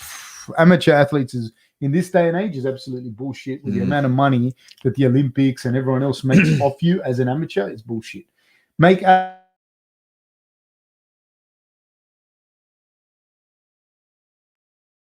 some moderate Wilson. As the top prospect, you've got everything going for you, and you hurt yourself in college, and then you don't make the draft or something like that your whole life, where you thought you were going to make millions. What do you do now? Not just that, dude. You talk about exploitation, and you think like the amount of money that they make. Yeah. Like everyone knows what UCLA is. You know what I mean? Like Alpha Blitz says, "Are you guys going to stream the fight live?" No. And so what are we looking at? Okay, I'm just going to skip a few people, guys. I'm sorry. JD says, why do people argue stoppage when they're beaten badly? Look, I can understand the fighters arguing. I can understand that. I definitely do. Like Eli and I were talking about that recently. We were even talking about the Marvin Vittori fight, where I can understand a fighter appearing to be delusional or whatever, because you're at a different place. You have to believe in yourself. You're full of pumped of adrenaline. You have to believe in yourself. If Bucamp didn't believe that he could win at some point, he probably shouldn't be fighting. You know what I mean? So I can understand the fighters, but and I don't know his cornerman and that. I'm not criticizing his corner. I don't even know what they were saying. But I'm saying, like, the cornerman and that, your job is not to get caught up in how tough your fighter is. Your job is there to protect him. And, you know, maybe they know their fighter better than other people do. I don't know what you think. Yeah, maybe that what you think you can know of your fighter as well is you've got to be honest with yourself. I think that's the main thing as a coach, and that you need to be honest with yourself. And if you know, I just seen who the trainer is now. No, that wouldn't be his permanent trainer, but of not of Buchanan. Yeah, he had anyway. Different story, but you know what, you might not want your fighter to, if he's not getting knocked out or not getting knocked down and that, you don't want to embarrass him. Do you know what I mean? Fighters are tough. They'll stay in there the whole time. But the perspective thing is you need to be honest with yourself. I think with the Martin Vittori one, his corner was very honest with him. Yeah. But Martin Vittori still thought he was doing well enough to maybe win some judges' decisions. But I don't know, it's a funny thing when you're in there. The two fights I had with Ben Edwards, the first one I won, I thought I lost. And the second one, I thought I won and I lost it. So, do you know what I mean? Close fights. So. Yeah. But that's, I don't know. I guess that's what, as a fighter in there, you can't really. Sometimes even I see some fights and I don't agree with them. I think someone put up before the Barry Hall and Paul Gallen fight. That was a draw, wasn't it? I thought Barry Hall won that. Close. Yeah, it was a fucking close fight. Yeah, I know. Yeah, I guess that's another close one. But I agree with you. Yeah.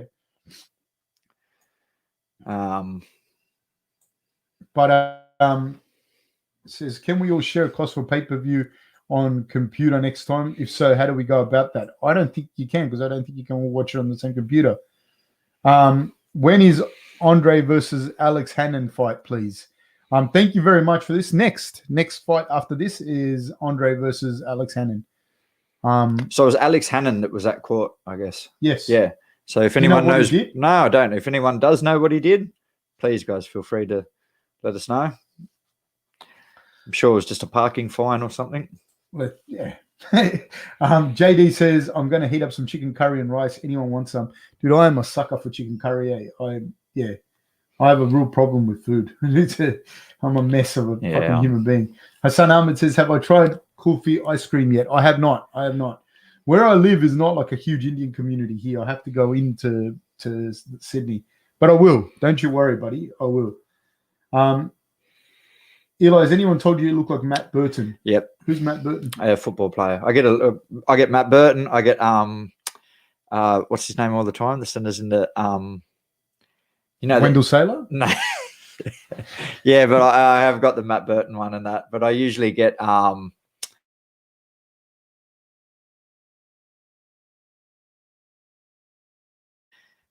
okay. Who's fighting at the moment? No one's fighting at the moment, but Alexi's going to fight now. Alexei. Yeah. It just spun me out when the press conference and they mentioned he was from Russia and then he spoke and he's, oh yeah, bro, like, and this guy's not from Russia. They've got it all mixed up. Alexei, and he's, oh yeah, it's really nice to be here today. And oh yeah. It was, yeah. Hayden Bosham says, you look like Danny Green.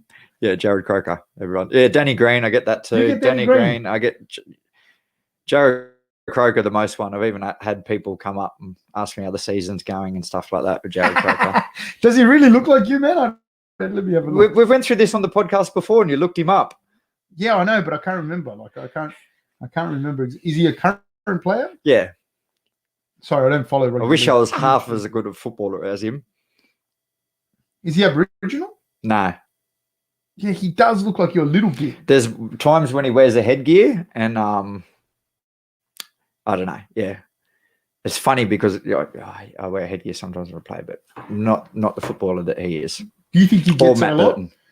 That people say to him, you look like Eli Hedges. Oh, that's fine. He would. In the clubs, do you have pain and that? Man, it doesn't look like Justis is in any rush to get changed. Nah.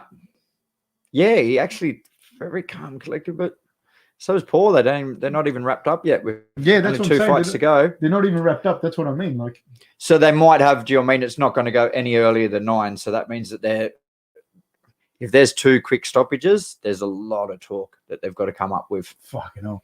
Brad A says the other bloke looks like the bald bloke from Austin Powers. How dare you, sir? How dare you? Bartovi says Matt Burton, Jared Coker walk around telling people they're the Ballina Bruiser. That Ballina Bruiser stuck so well. I've met people like where they're like, they look at me and they're like, the podcast, Ballina Bruiser, and they won't know my name, but they know, yeah, the Ballina Bruiser. And then I seen Glenn today. Oh yeah, right. Yeah, Glenn at TAFE. Yeah. And then he's like, the Ballina Bruiser, and he's like, that one's going to stick with you, man. You know how Fab goes. And then the kids were like, why do they call you the Ballina Bruiser? Oh, Baller from the back streets of Ballina. Jamie Nicholas says, who won between boot camp? Boot camp lost. They stopped the fight. Tough kid. Mate, took so much punishment, so many shots.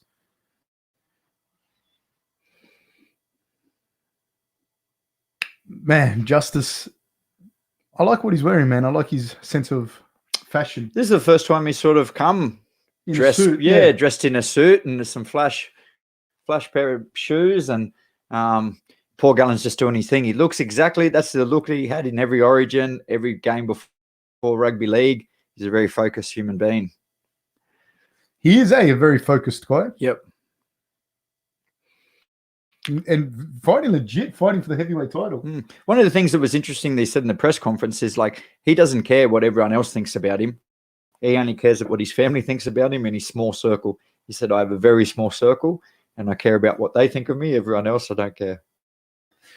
Interesting thing I was going to ask. I know that he's improved since then, but he had that fight, which was close with Barry Hall. And Barry Hall has had, I think, 10 or 15 amateur boxing fights. How do you see that going then? Like, how do you think he's going to handle then a young Justis Huni?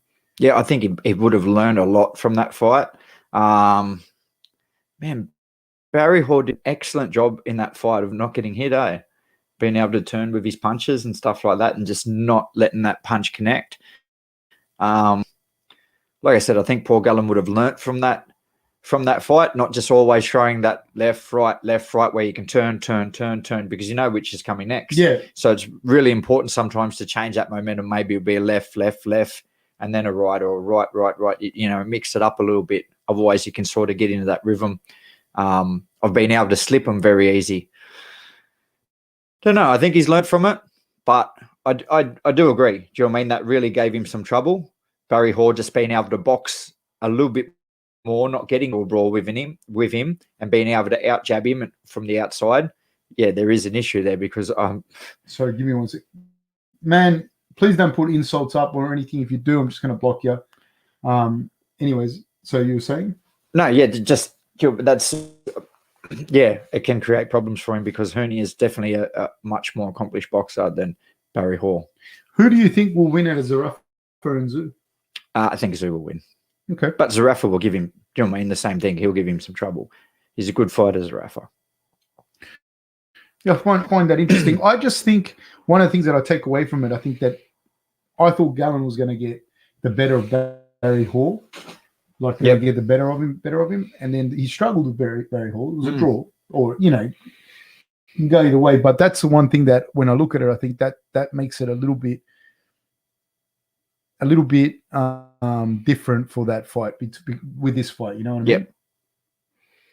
So, yeah, I find it interesting. I don't know how he's going to be able to deal with that kind of level of experience and the footwork and the angle changes that Huni's going to have. Yeah, I think that will be the huge difference is the angles. The angles super that he'll be able to create. Guy, yeah. But tough can get you really badly hurt. It can. In boxing, you know? But Justis can go both ways too. He can go and square you up and make you a bigger target and just piece you up, or he can go around to your blind side and do you know what I mean? Then throwing them hooks and then just exit out and you're not there. He's very skillful. The Godfather says, didn't know Barry Hall was fighting. Worth a watch, but way old now. He should have done it 15 years ago. I mean, he fought in the AFL. He obviously always wanted to be a fighter. We had amateur boxing fights. Yeah, was it under Johnny Lewis? Who was he? Because they said he would have made I don't think Johnny Lewis because he was... Yeah, he was in Melbourne. But who did he fight under? Because I remember them coming out and saying that, he could have been... Jabrin went to the Olympics or been a great professional fighter. Jay Boxer Wilson says, who you think will win in how and what round do you think? In Who do you think, Eli? I think Justis will win.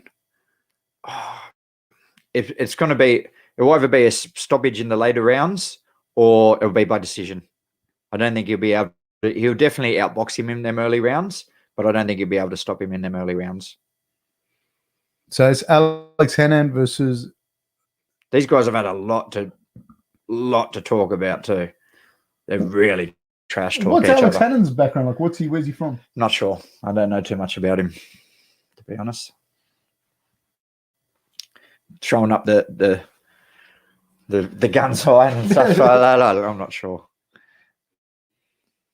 Gallen has that nothing to lose attitude in this one, which can be dangerous early. I think the Gallen genuinely believes he'll win. Like, I think and so he should. But I'm saying I think it's even more than nothing to lose. I think he genuinely thinks he can win. But the funny thing as well, Dean Lonergan was coming out and he was saying, so Justis will, if he wins, he'll still go to the Olympics. They're hoping he'll get gold there and then come back and fight Gallen again. The only way I could see that is because for the purse. Do you know what I mean? 100%.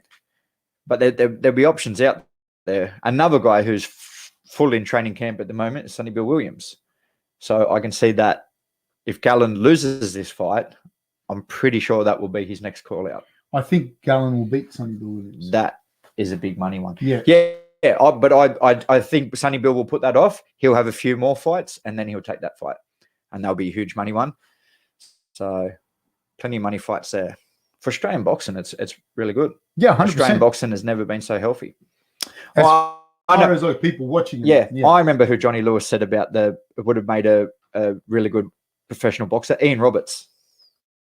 Oh, yeah. That's who it was, sorry. Ian Roberts, yeah. He would have read his book when I was a kid, like in 95. Oh, yeah? And he just, like, because obviously he was gay, he's gay, and they're talking, like, and this is, we're going back, like, in the 90s and that as well, where it's like, it still has a stigma attached to it. But I remember reading in his book where people, where he was saying, like people would pick fights with him and that he was such an angry dude. And I've seen that guy in real life. Yeah. And he's a fucking monster. Not just he ripped, and he bashed people on the field too. Like, and on the street, dude. Yeah. Remember when he bashed Gary Jack? And who was my favorite player when I was a little kid? It was Gary Jack. And fucking, I hated Ian Roberts for that. Yeah, sorry, it was Ian Roberts that he said would have made a really good professional boxer. So we got Hannon here, and he's got the silver fern on there as well. Yeah, so and the Kiwi flag, and the Māori there, the Māori flag. So, and it's on his arm and that as well. I think he has a te moko on his arm. Does he? Jamie Nicholas says, oh, come on, man. This will be an interesting fight. There seems to be a little bit of fireworks between these guys, eh? Yeah, they're both from New Zealand. Well, Jimmy Berry says, Ian Roberts is an old acquaintance of mine, and yes, you are correct. He would have flogged Gallen and Sonny Bill on the same night. I don't know if he would have. I don't know if I was correct about that, but I know he was a fucking bad man. Man. He was a tough human being as well. Bad man, man. I just actually seen him in a TV series as well. He's doing some acting in Mr. In Between. Oh, yeah? Have you heard about that TV series? Nah. It's pretty good. It's pretty good. I don't know. I usually just watch more highbrow kind of stuff, not the He-Man and whatnot. He-Man's coming back out as well, Fab. You'd be happy to know. Oh, fuck, mate. I remember when it first came out when I was a little kid in South America. Go. No, I can't. Come on. Andy Thack says 2 more fights that could go 1 round or 10 rounds each, anywhere from 20 minutes to 90 minutes. True that. They went hamster at each other in the presser. Hannon went off. I don't know what hamster means. What does hamster mean? I'm not sure. Peach boxing. This kid, you wouldn't pick him, eh? Like if you saw him, like that's what's dangerous, eh? Yeah. Road rage. Bacon and Eggs says Ian Roberts versus Mark Geyer. Who wins? Oh no, I think Ian Roberts would. Mark Geyer's a tough dude. Yeah, I think he was tough, but I don't think he was a fighter. Like a proper fighter. Like Ian could fight. Yeah, I think Ian Roberts could actually fight. And he was like a black belt in karate in that too, you know? Oh, was he? Yeah. He could fucking proper fight. Yeah, I think he was a proper fighter. Why my guy was just tough. I'll tell you something else, dude. You have to be a tough guy like that. at the time, like me growing up as well, for you to come out and be playing first grade rugby and go, yeah, I'm gay and what? Yeah. And what of it? Yeah. You know, so these guys are very evenly matched, 23 versus 22. And I think they're both undefeated records as well, Yeah. are they? Mihailovic, Andre Mihailovic. They're very, very evenly matched. Like size, everything.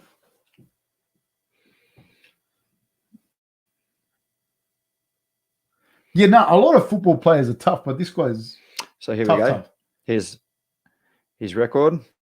Undefeated is Alex Hannon at 13 fights, 13 wins, 7 KOs, no losses and no draws. This guy's from Billy Hussein's gym. He's got Amelama in his corner, and I saw Billy in the corner there at some point. Oh, okay. Um, On the B side of things, yeah. interesting.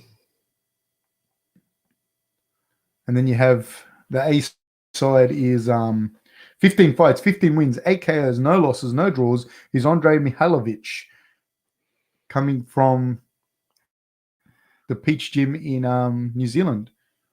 There you go. So very similar record. Yeah. This seems like a very well matched fight. It does, man. But I'm leaning towards Andre. Yeah. I just kind of am. Fab, who's the toughest person ever? The Godfather says that. I don't know. If Gallen wins today, he'd be right up there, honestly. Yeah. To be that good, because Justis Huni's no fucking joke. Oh. Did he touch gloves or did he No, he punch him? punched him. Where did he punch him? Just in the stomach. Hard? No, but still, it's not on. I look away for a second and that's what happens. Yeah, look here. Oh, he winded him. Could he have winded him? All right, we are off, guys. We will not be taking a lot of the comments, unfortunately, guys, because we will be watching this fight. Yeah, I think this one is worth a commentary. Yeah, Billy was in the corner there. That's Billy there. Oh, yep. And without his hat. Without his hat. Yeah, without his hat, I didn't think, and he didn't have a beard. Okay, so we're off. Mihailovic holding the center of the ring and starting to land a jab. Both guys in the orthodox stance. Alex Hannon with the black gloves.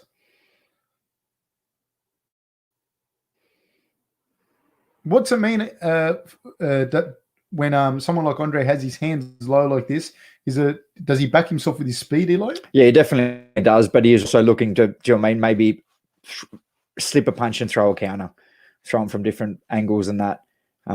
Ooh, he's fast though. He's got nice hands, eh? He is. He has got very fast hands. Does Andre? So if you back your ability to just be able to, do you know what I mean, get out of that range, just that by inches, and then you can return a punch. Is it just me, or does it look like Andre is kind of pushing Hannon into his shell a little bit? Like Hannon is a bit reactive to that speed. He hasn't quite been able to. Well, he's already reacting to some of the feints. What's that? He's already reacting to some of the feints early. Yeah, he's very confident. Andre is. Very fast hands, Andre.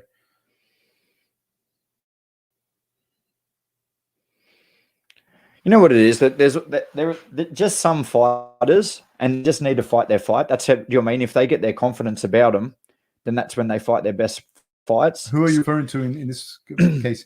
Because there was just a good flurry there by Andre, and he did land that left hook at the end of the flurry. Hit him with a good uppercut on the way in, did Andre?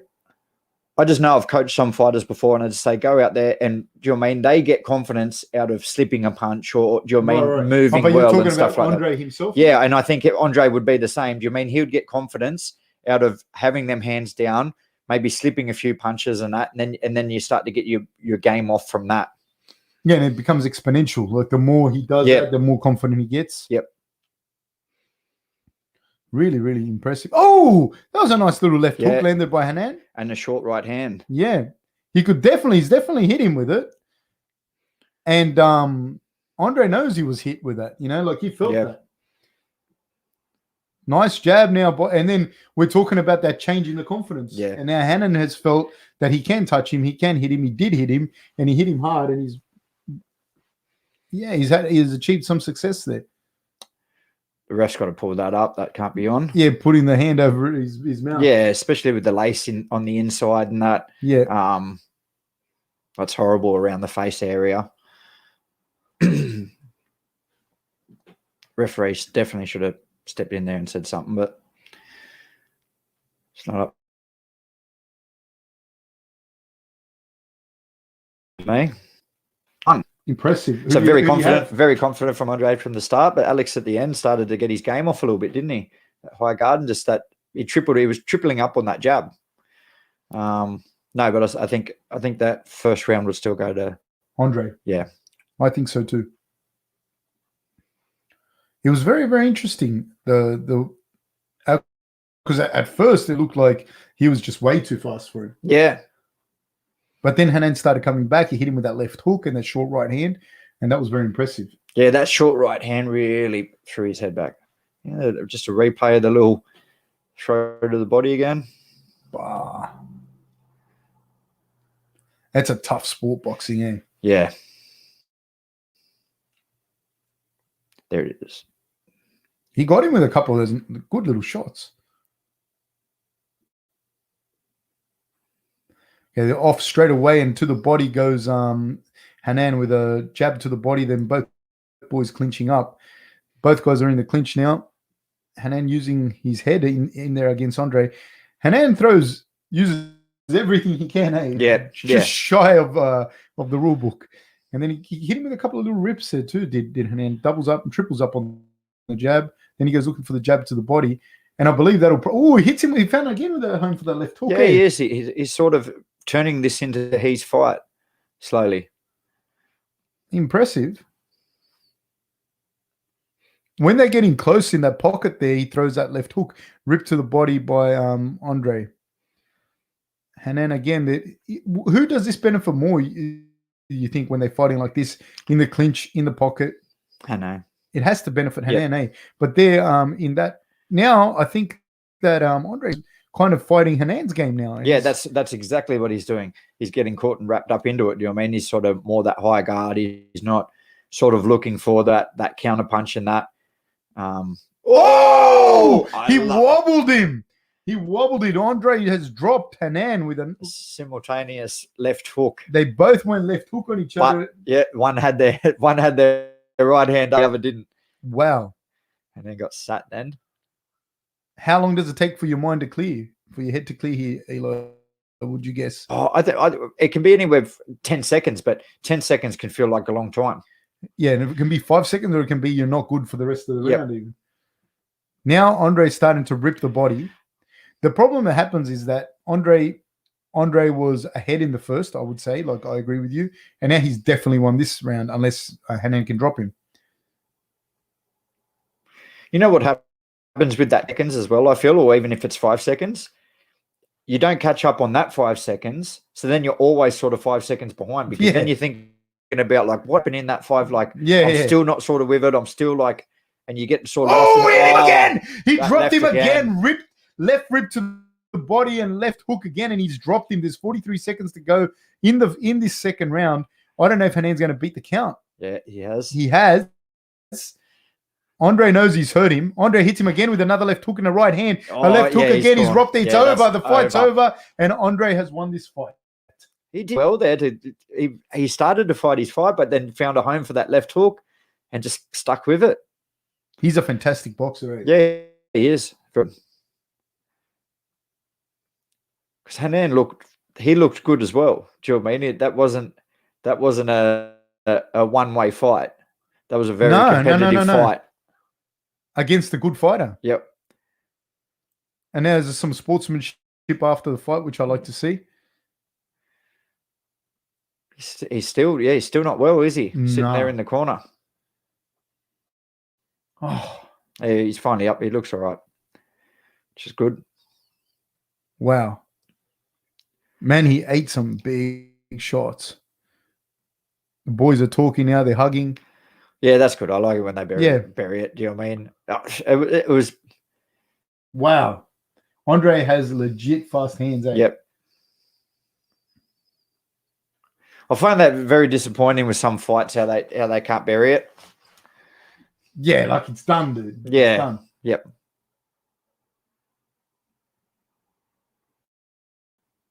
Wow. That and I hate when people are like, "Oh, he's so humble in defeat." I always hate that. You're humble in defeat. Everyone's humble in defeat. I promise you, everyone's humble in defeat. It's whether you're humble when you win. Do you know what I mean? That's 100%. Like, yeah. They're like, combination. They switched left hooks and he just hit him flush. And I don't think he ever recovered from that. Well, I find that punch, my opinion, you can correct me if I'm wrong. Fuck, the left hook again dropped him. But I was going to say, I find the left hook on the chin a really hard one to recover from. Yeah. You can create so much power with a left hook. Do you know what I mean? Your lead hook, because you turn your shoulders, you bring in everything around with it. You don't see it. Yeah. Because, the straight right, sometimes you can kind of see it right at the end. Yep. And you even do that, and it takes some of the shot. Well, and then it's just that if you can have if your mouth is just that tiny bit open till you're getting a breath, that going across your chin just smashes your brain against its own skull. Well, the mechanics of a knockout is that's why like the points of the head here are what knock you out. Yeah. Because your brain is this big and sits inside water inside your brain. And so when you get hit right on the levers, it shakes your brain the most. Yeah, well, that's the leverage, isn't it? Yeah, there, like that. Boosh. Wow. That was really impressive, man. I always say you can feel the difference when you just sort of go like with your mouth shut like that and then open it. You can feel the shock difference. So it's just for that one little millisecond. If you have that mouth open and you get caught on the left hook on the chin, that's the button. Yeah, 100%. On the button. Mongo Roadkill, who did you work with? Who did you work with in that you said was a fitter, but he was a hopeless fitter, but a good boxer? Who was that? So that's the end of this fight. Wow, that was a good fucking hook, man, that he got him with. And that hook is like to me, it's a crazy punch. Yeah, I really love the left hook. I really love the 2-3-2, the straight right hand, the left hook, and then the right hand again. And there isn't a lot, because you don't see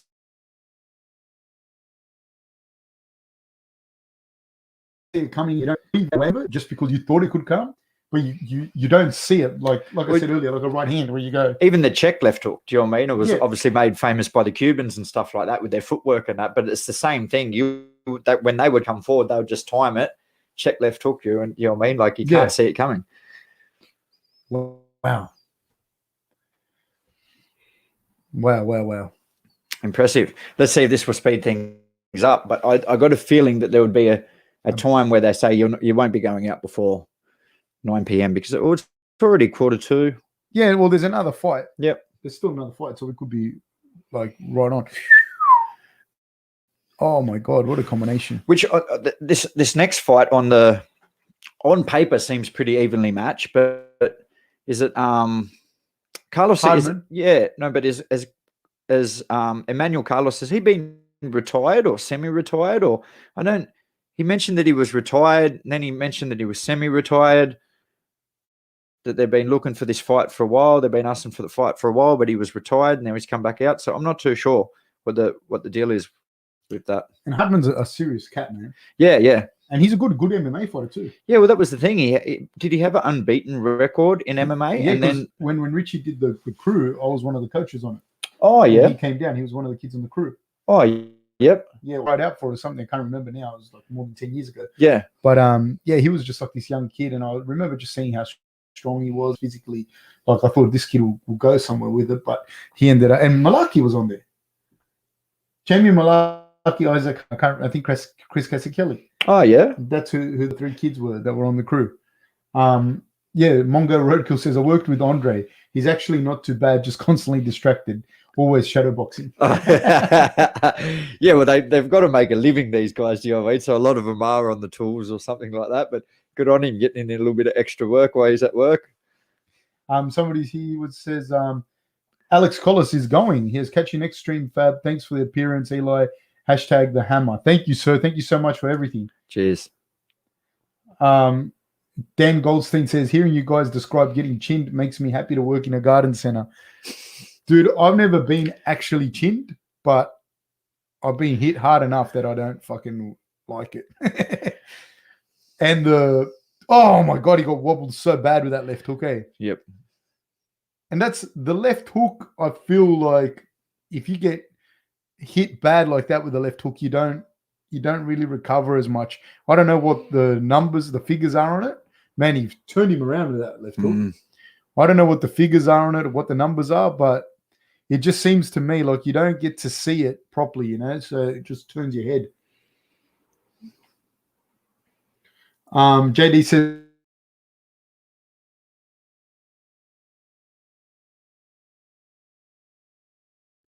I want to buy a saddlecast. I agree with this kid.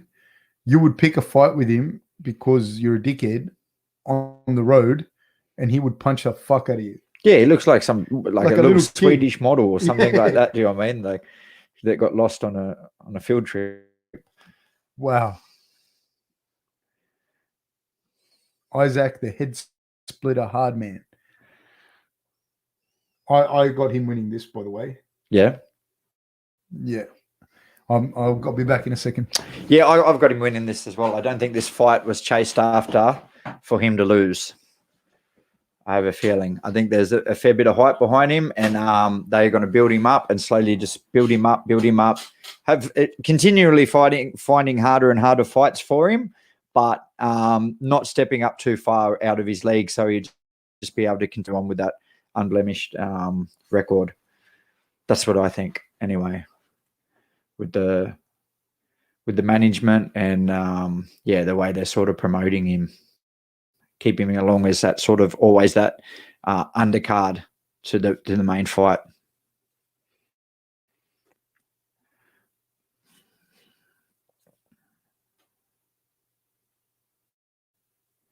It will be interesting because this Emmanuel Carlos, he has a good record. He has a good record. It's just I'm not too sure what he was talking about in the press conference where he said he was retired and then semi-retired. So I'm not too sure if that was due to health issues or the fights that he had just weren't big name fights, weren't a good caliber of opposition. I'm not too sure, but I guess when we see him get in the ring, we'll be able to get a little bit more of a gauge of what type of fighter he is. Just adding to that, with Hardman's last fight, I was sort of impressive with his patience. Do you know what I mean? He stayed very patient and very, very composed through the whole thing. So, yeah, I was impressed with that.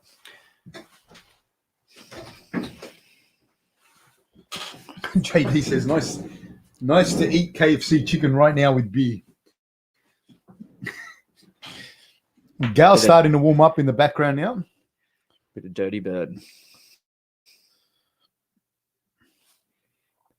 I think I had a question. Someone said...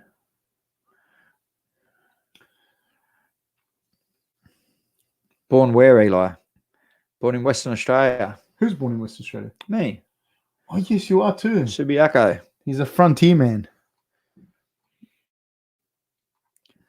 Subiaco.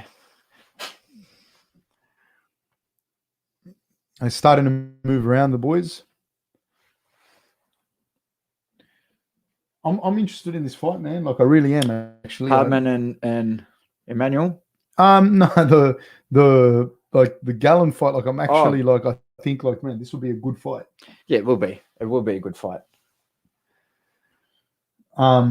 Jake Calderon. No, we're not showing the fight, brother. Thomas Price says thoughts on Jake Paul and Tyron Woodley. Who do you think? Man, Tyron Woodley. Again, I don't see him as a boxer. Tyron. That's what I was going to say. I don't think Tyrone Woodley's a boxer. I think he had some real success with mixing up with his wrestling and throwing a big overhand right. You can't have that same success in boxing because you don't have the threat of wrestling. And he never was a volume puncher. Yeah. So he was never a volume puncher in MMA. I think it's a very smart move by Paul, to be honest, because there's a real opportunity for him to win. What do you think? I think Jake Paul beats him. Yeah. In a boxing match, you know what I mean? It's a different story. Like, I actually don't see Woodley having he's got the power. He's a power puncher, but I don't see him having the volume punching to box. And he never struck me as a boxer per se in MMA. No, he used to have sort of success. He would drop his level. Yeah, drop his level, go, and then it'd be that overhand right. That you don't want to get caught off that. No. But Jake Paul's so much rangier, so much taller, so much thing. He's young and he's actually training. And then you fights. Change that glove size as well. What are they fighting at? Well, they'll be wearing 10s. Yeah, it's a big difference for 4 ounce to 10. Yeah. And that even more they should be wearing 10s. I don't know, unless there's some clause or something they're going to wear 12s, but I doubt it. But that's even more so. Like if you want, you're not a volume.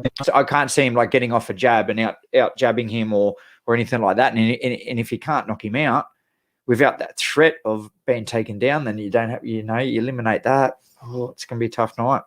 Jake Preston says, can someone tell me who won? Andre won. What is the limit for Zoo? I think if brought through correctly, which is what they're doing, I think the sky's the limit for him, really. Yeah. Yep. As long as they just keep these steps, not try to take too larger steps. I think they're definitely on the right track. He's been managed very well. You see Anderson Silva's fighting? Yeah. This weekend. Yeah. Against Carlos Chavez Jr. Yeah, Chavez Jr., yeah. Yeah, I'm not I don't know. Makes me sad in a way. Yeah. Me too. He was my all-time favorite, I reckon. He was? Yeah. When he was in his prime, it was just something else. Junior? No. Anderson. Oh, not Chavez. Yeah. No, Anderson Silva was fantastic. Chavez, I remember watching how they used to have the 24/7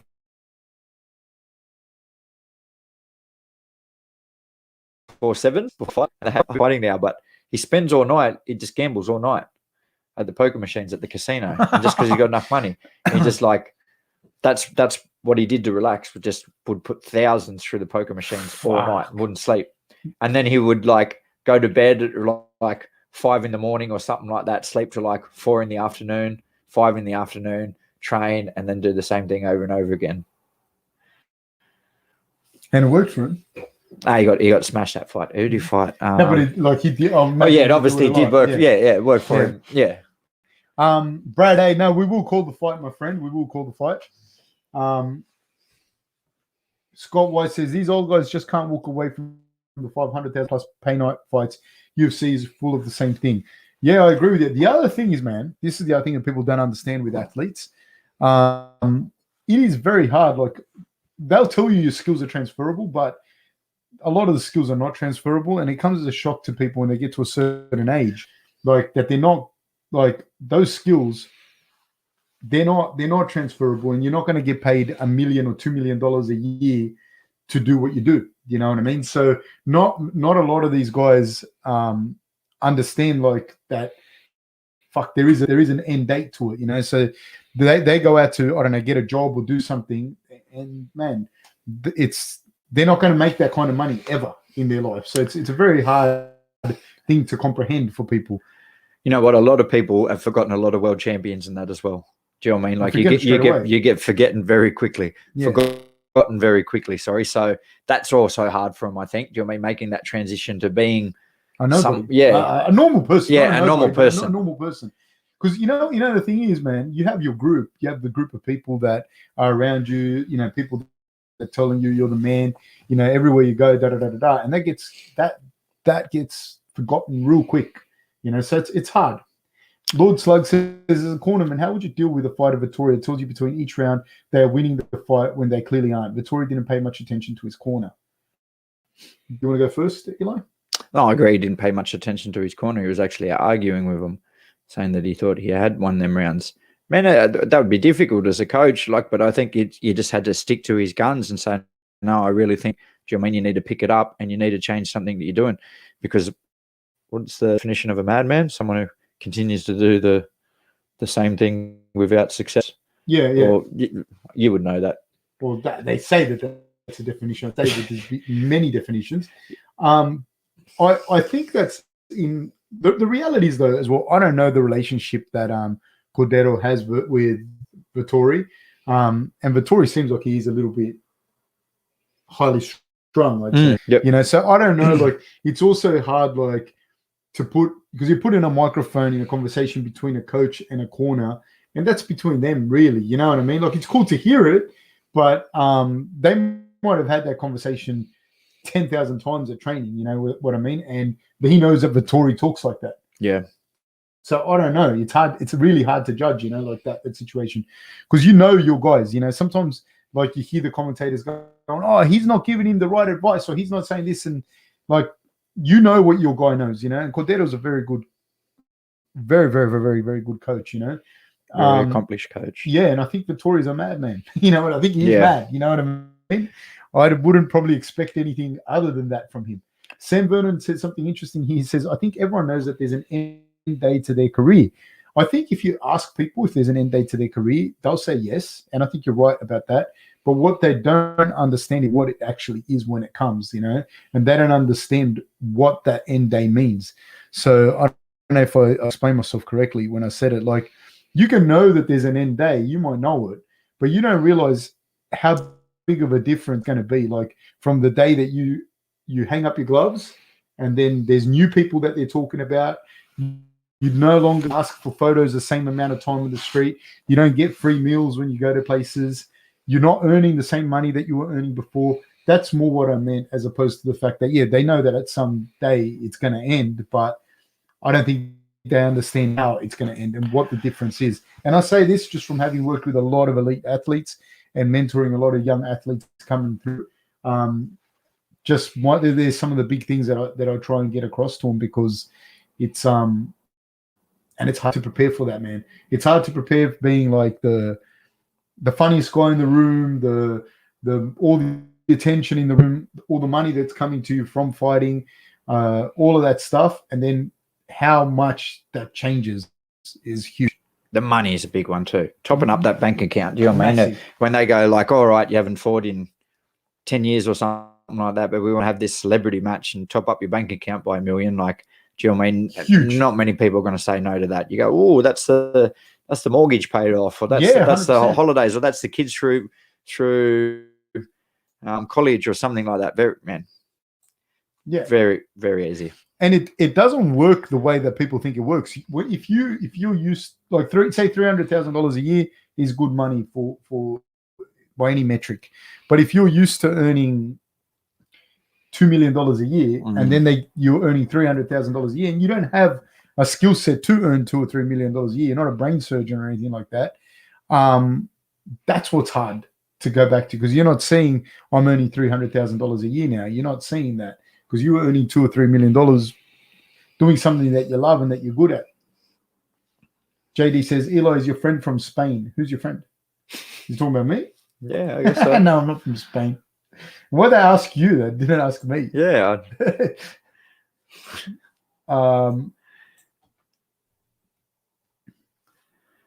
You know, you notice a different people on here than when we do the UFC cards.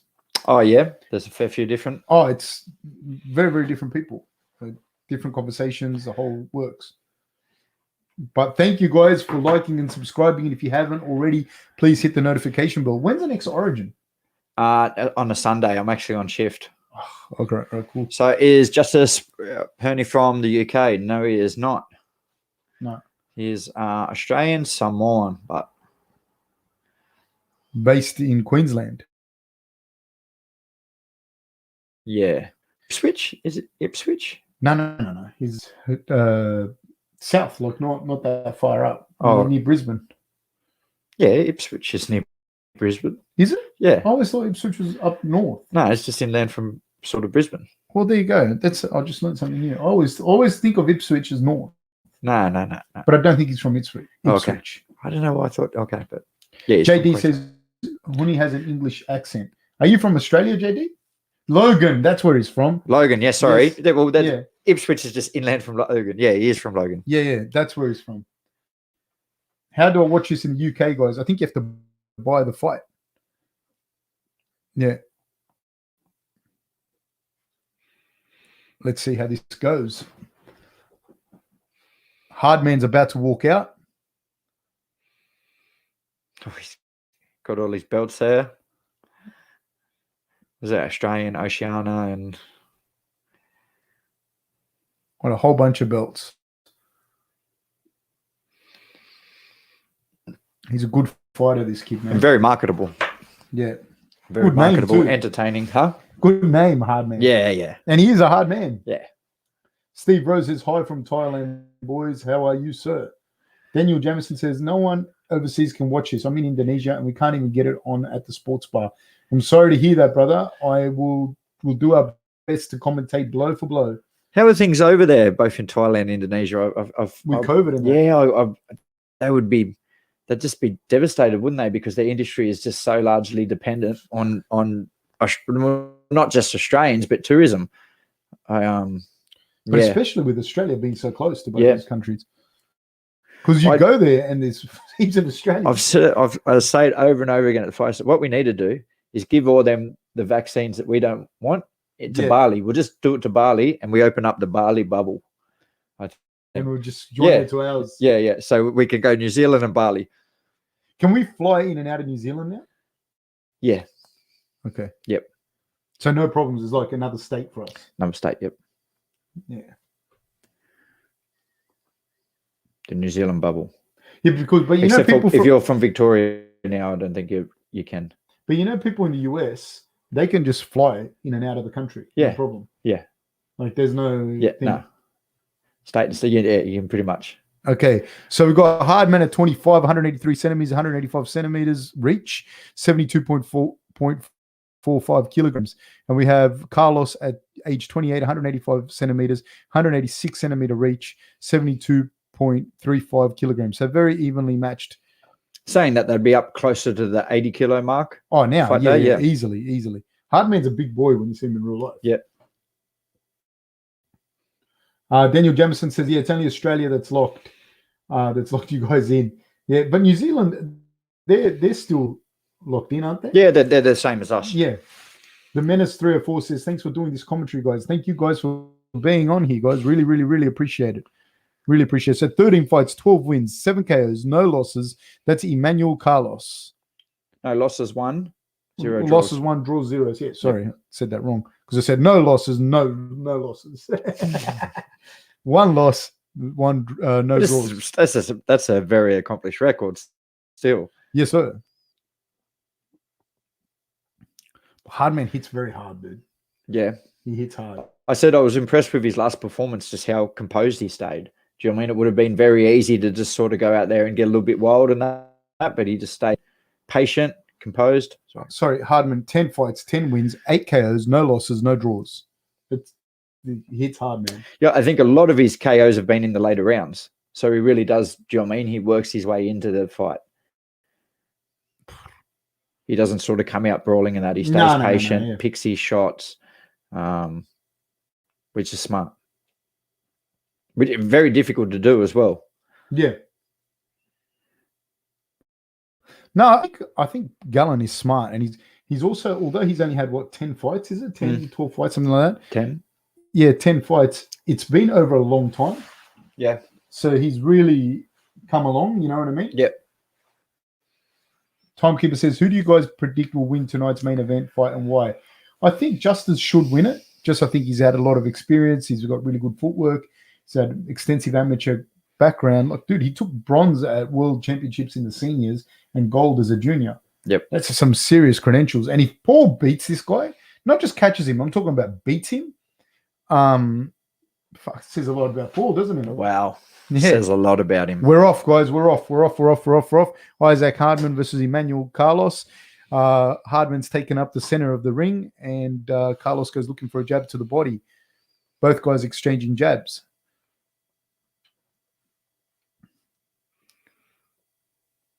Do you see? Ooh, Carlos looks like to be the faster fighter at this stage of the fight. Do you think, Eli?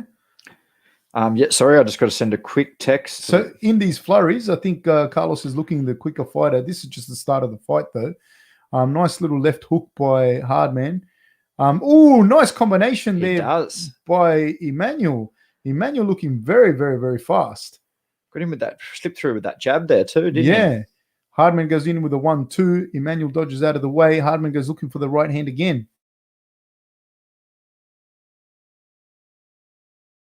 But this Carlos looks the faster fighter. I don't know if he'll still look the faster fighter after Hardman lands a few shots, maybe lands him to the body, which he is. But a nice check hook landed by Emmanuel then. Nothing's rocking them, but they're landing. And Emmanuel's shot to land. Just landed, yeah, them jabs each time. 1-2 landed by Hardman. Oh, and a right hand landed by Hardman. 1-2 return there from. Did it land? Did that one land? I think the two did. Yeah. Talking to each other. Nice 1-2 landed by Hardman. Emmanuel's got a nice jab. Yeah, he does. He doesn't turn it over so much, so it sneaks sort of between them gloves. He seems to have like an awkward stance and timing. Nice right hand landed by Hardman.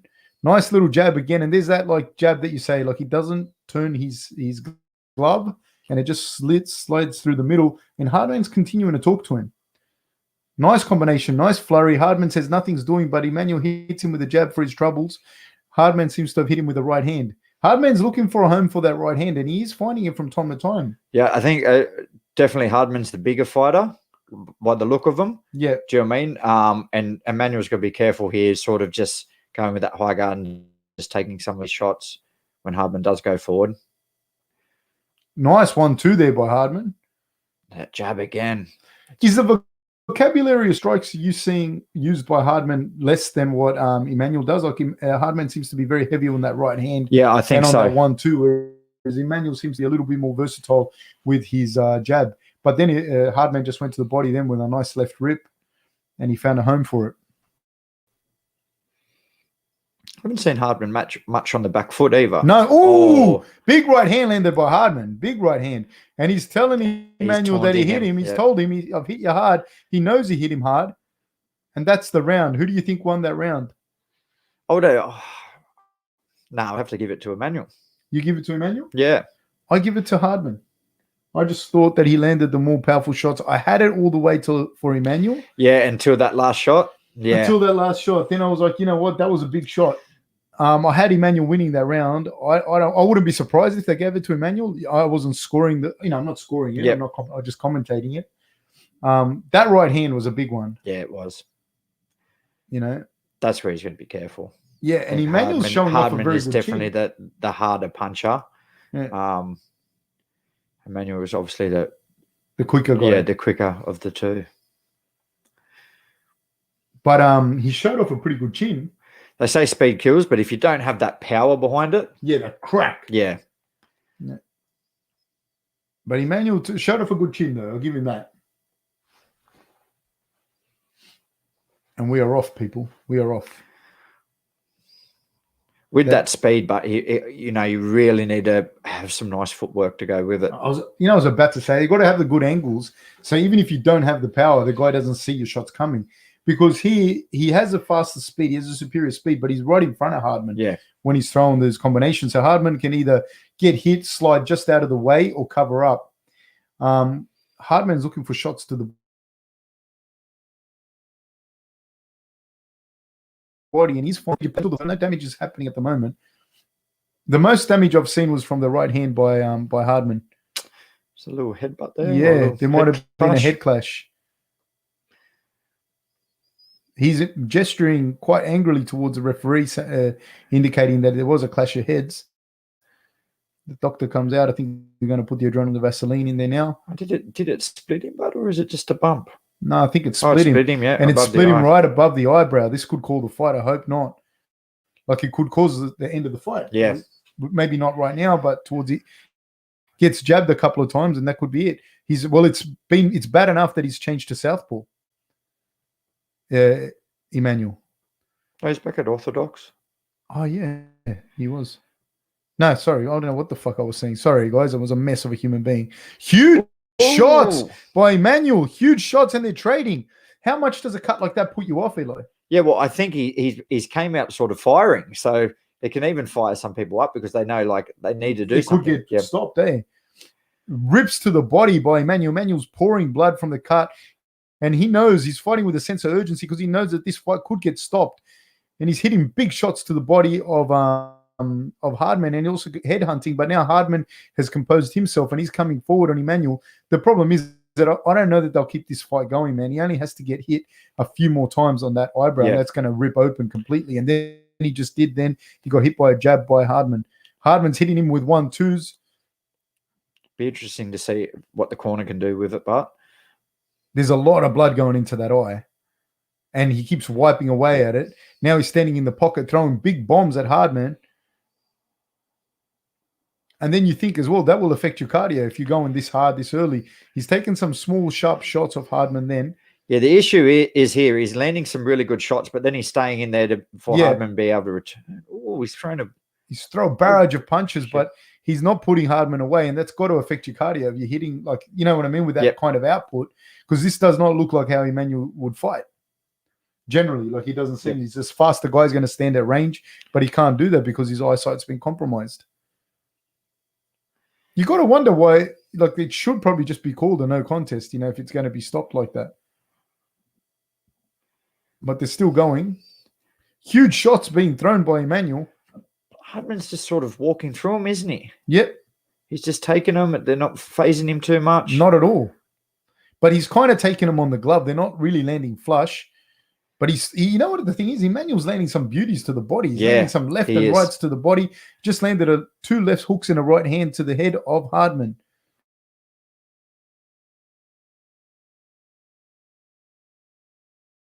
I think that then right. I got Emmanuel winning that round.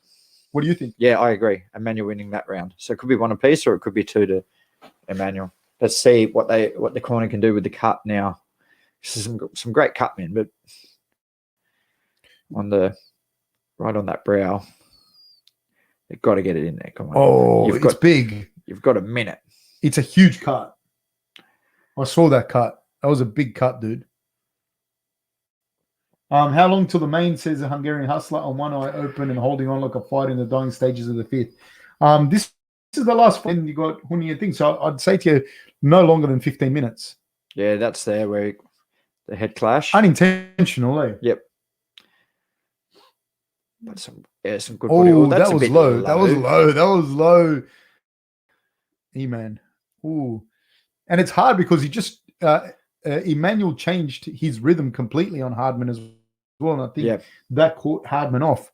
But I don't think he can keep that rhythm up for the whole fight. No, not for 10 rounds. He'd be doing very well if he can. That's what I'd like to see. A little bit of in and out there. Just that little bit of footwork there. He came in, threw some punches, and then got back out of that range so Hardman couldn't counter. I don't think he could, though, do that in that second round because of the cut in his eye. I don't think he could see. I think his vision was compromised. He's looking for that to rip the body of Hardman, and he's landing some shots to the body of Hardman. It's an investment, Fab. Yes, sir. Body shots win titles. Hardman with the clubbing right hand over the top. Gave a little rub to the eye there too, I think. Nice little uppercut landed by Hardman. That was a very tidy uppercut that he landed. Hardman slid the way of that left hook and then answered with a jab of his own that snapped Emmanuel's head back. Nice rips to the body by Emmanuel. It's a good fight, eh? Very, very entertaining fight. Very, very nice fight. See, a fight like this, I could watch 10 rounds and I'm entertained. Yeah, 100%. Nice exchanges there. Both guys getting tagged. Hardman landing the jab straight in the face of Emmanuel. Nice combination by Hardman. Finds a home for his uppercut once again on the face of Emmanuel. That cut's definitely bothering him. Yeah, definitely. Double up on the jab hand, but then he gets hit with a jab of his own by by Emmanuel. Emmanuel's he's already, so he's went hard in that second round after that cut, and you can see it's already affected him. His cardio's already letting him down a little bit. And I don't think he's going to be able to keep like going too long. Like even like this, He's because just, he really poured it out in Yeah. that second round. Hardman's just been able to back him up now. I think he can stay patient and just Yeah. start to pick his shots. And that's when Hardman is the most dangerous, because He's very desperate there, trying to hold on, trying to get a little bit more oxygen. Hands are down. 42 seconds to go in the third round. 1-2 by Hardman. He's backed Emmanuel into the corner, throws a left rip to the body, does Hardman, which finds a home. Both boys exchange hooks. They're exchanging. They're landing, both landing in the pocket. But Hardman's completely unfazed by what's coming back from Emmanuel. And I was saying that earlier today. I was training with some guys, and I was just saying to them, like, there's a difference, man. Sometimes when you're with someone, and people don't understand this when they're watching, they don't understand, oh, why doesn't he do this? Why doesn't he do that? Because you can feel someone's strength in there sometimes. Yeah. You know? And it's completely different to what you thought it would be. And we are almost finished with Hardman getting the better of that round, in my opinion. Eli, what do you think? Definitely. He's backed him up. He's been able to pick his shots. I don't see this going too many more rounds. No, I don't know, especially if it's going to go like that. If Hardman's going to be able to back him up, he'll be able to stop him with, the 7th or the 8th, depending on the punishment. He got hit like that. That eye is definitely bad. But even his nose has a fair bit of swelling. His cheekbone there. He's taken a lot of punishment now at this stage. And I think this is going to rip up pretty bad, that eye. Here are the guys warming up backstage. Both guys looking pretty good. Look at Paul Gallen's flexibility. Can touch his toes. Can you touch your toes? Yeah. But can you touch your toes like a normally? Yeah, Waitley won. With a straight hamstring, I may need them up a little bit. It's crazy. My hamstrings are terrible. I got really good dexterity in my hips. It's just, I don't know. There you go. We're off, guys. Fourth round has started. Again, both guys meet in the center. So Emmanuel caught him with a cheeky little left hook there as Hardman came in. At the start of the round, they're both going to be fresh, and I think Emmanuel still has and enjoys a bit of a speed advantage, but I think it will just kind of wear off towards. Oh, he hits him with a 1-2. Emmanuel's landing the shots now early in the round on Hardman. He's landing some body rips, a little clubbing right hand over the top. But Hardman is I think this is the problem, unfazed. buddy. He's going to go out hard again, and then Hardman's going to start to back him up towards the end of the round. And Hardman just looks completely unfazed by the what's coming back at him. Got hit with a nice little jab there that snapped his head back. Those shots are low, eh? Yeah, there was one there that was, again, equally low as that. Almost blew his knee out with that and destroyed Hardman's knee. Now he's fading a little bit, is Emmanuel, and Hardman's still coming on. Hardman is looking for a body rip, and he finds a home for it. Oh, Emmanuel got a good combination, then 2 body rips and a right hand to the head, and he's still looking for it. But fighting like this in the pocket, I think, can only help Hardman. Yeah, and you can see him slowing up. Yeah. He's notably slowing up. There he's... he's hurt. Yeah, he's hurt, and Hardman drops him. Hardman drops him with 1:23 to go in the 4th round. He's pretty badly hurt, dude. This guy's not... If he makes a count... Yeah, I don't think... Oh... Mate, he shouldn't. He's not good. Don't ask him. Of course, you know what? I feel it was nearly out of exhaustion, and that as well. He was exhausted, and the big combinations now. They're going. Emmanuel's just got his hands up. He's trying to survive. There's a minute to go. I don't think he's going to survive against Hardman this whole minute. Hardman hits him with a 1-2 and another 1-2. He finds a home, and that's it. That's the fight, ladies and gentlemen. That is it. And Hardman, there he goes with his little march. He's very happy. Who's that march? What wrestler used to do that? No idea, mate. Oh, the wrestler that wore the kilt. No idea. I never watched it. I didn't really watch it when I was a kid. You know, the only reason I know it is because of the I remember seeing it in the Fantasy Factory. Wow. Both guys touch gloves, say thank you to each other. Wow. That was good. Very good. Very good fight. He's saying Roddy Piper. That's it, yeah. Rowdy Roddy Piper. That's it. man, he took a lot of punishment. This kid, Rob Dyrdek, that was his favorite wrestler. Did you know Rob Dyrdek? no idea. He was like a skateboarder who owned DC and then like invested in Monster, like the soft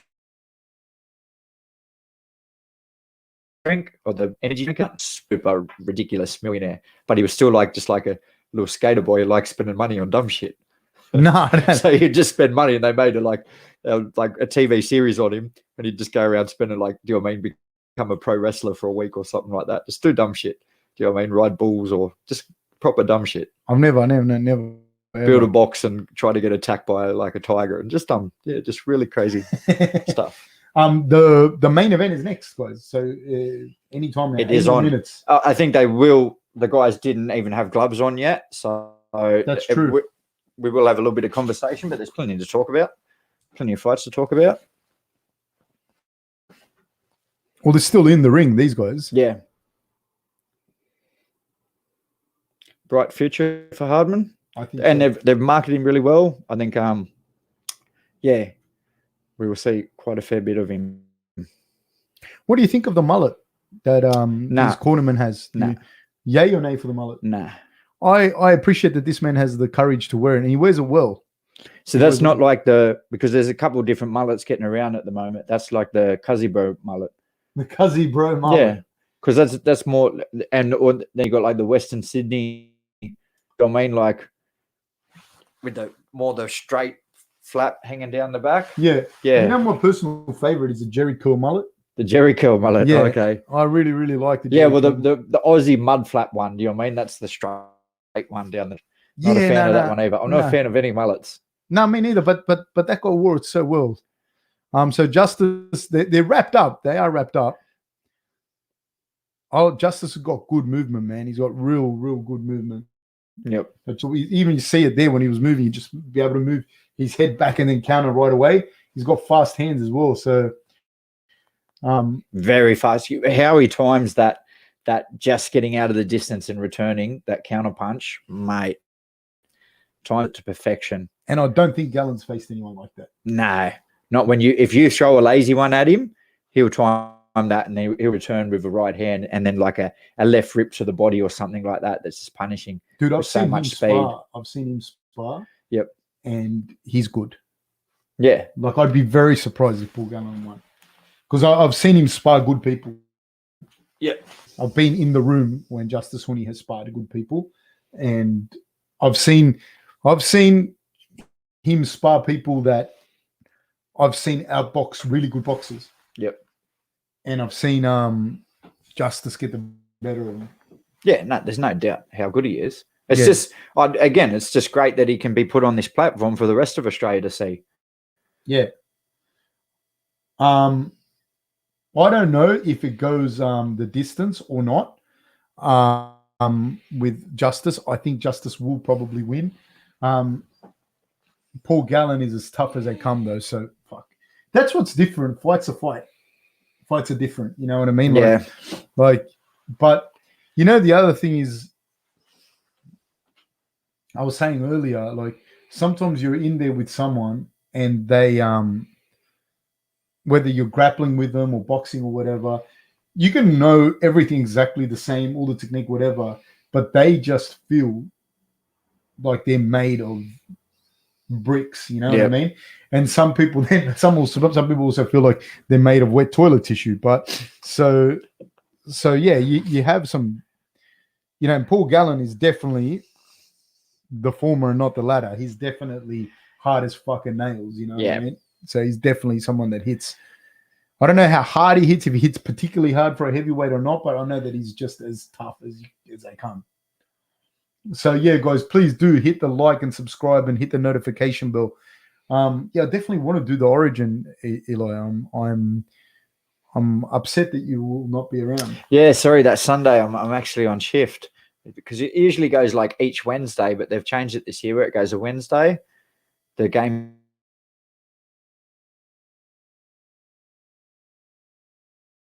are on. They have to go today. So yeah, a little bit different this year, but yeah, unfortunate. But like I said, I get very worked up come Origin time. You follow it that much? Yeah. Origin, you can't swap a shift? Guys, petition for Eli to swap a shift so we can watch the Origin together. All of us. Yeah, as I can family. As a Fair One podcast family. Put it out there. It'll be hard, but hey, being that it's Origin. Yeah, and a weekend. But yeah, true that. If it was a Wednesday, probably not so hard. Not everyone loves his Origin as much as firefighters. Oh, is Tito Carl the future of Aussie MMA? And do you think we have enough talent in NZ Oz to host the UFC Auckland card between Rob and Izzy? From Danny A. I'll answer the second part first. Yes, I think there is enough talent in Australia and New Zealand to have an Australian-New Zealand card. It's just whether or not the matchups are the correct ones to make for those respective fighters' careers. But yeah, to a certain extent, you could probably have it. You probably have to have some people in there to not every single card, every single fighter would have to be Australian, New Zealand, because you probably have some Australians fight each other, some New Zealanders fight each other, and you probably have to get some people from other countries in at some point. But yeah, you could have a predominantly Aussie, Australian, Aussie, New Zealand card for sure. Is Tito Carl the future of Aussie MMA? I don't know if he's the future of Aussie MMA, but he's a very, very, very talented young man. I don't know what his striking is like. I know that his grappling is very, very, very good. And I wish him the very best. I'm sure he's going to go places. I've seen quite a bit of him as a grappler, and he's very, very, very, very gifted. I got to see highlights from his. I think it was his first MMA fight. That one that he just had was last weekend, right? And there was some highlights of some really good striking in that as well. So, yeah, he could be. I don't know too much about the caliber of the person he fought, but yeah, there was some crazy stuff in there too, where he went straight in for like a inverted X guard or something like that. He just dove straight in, and yeah, very confident in his grappling abilities. Yeah, I mean, he's a very gifted kid, and he's very, very good.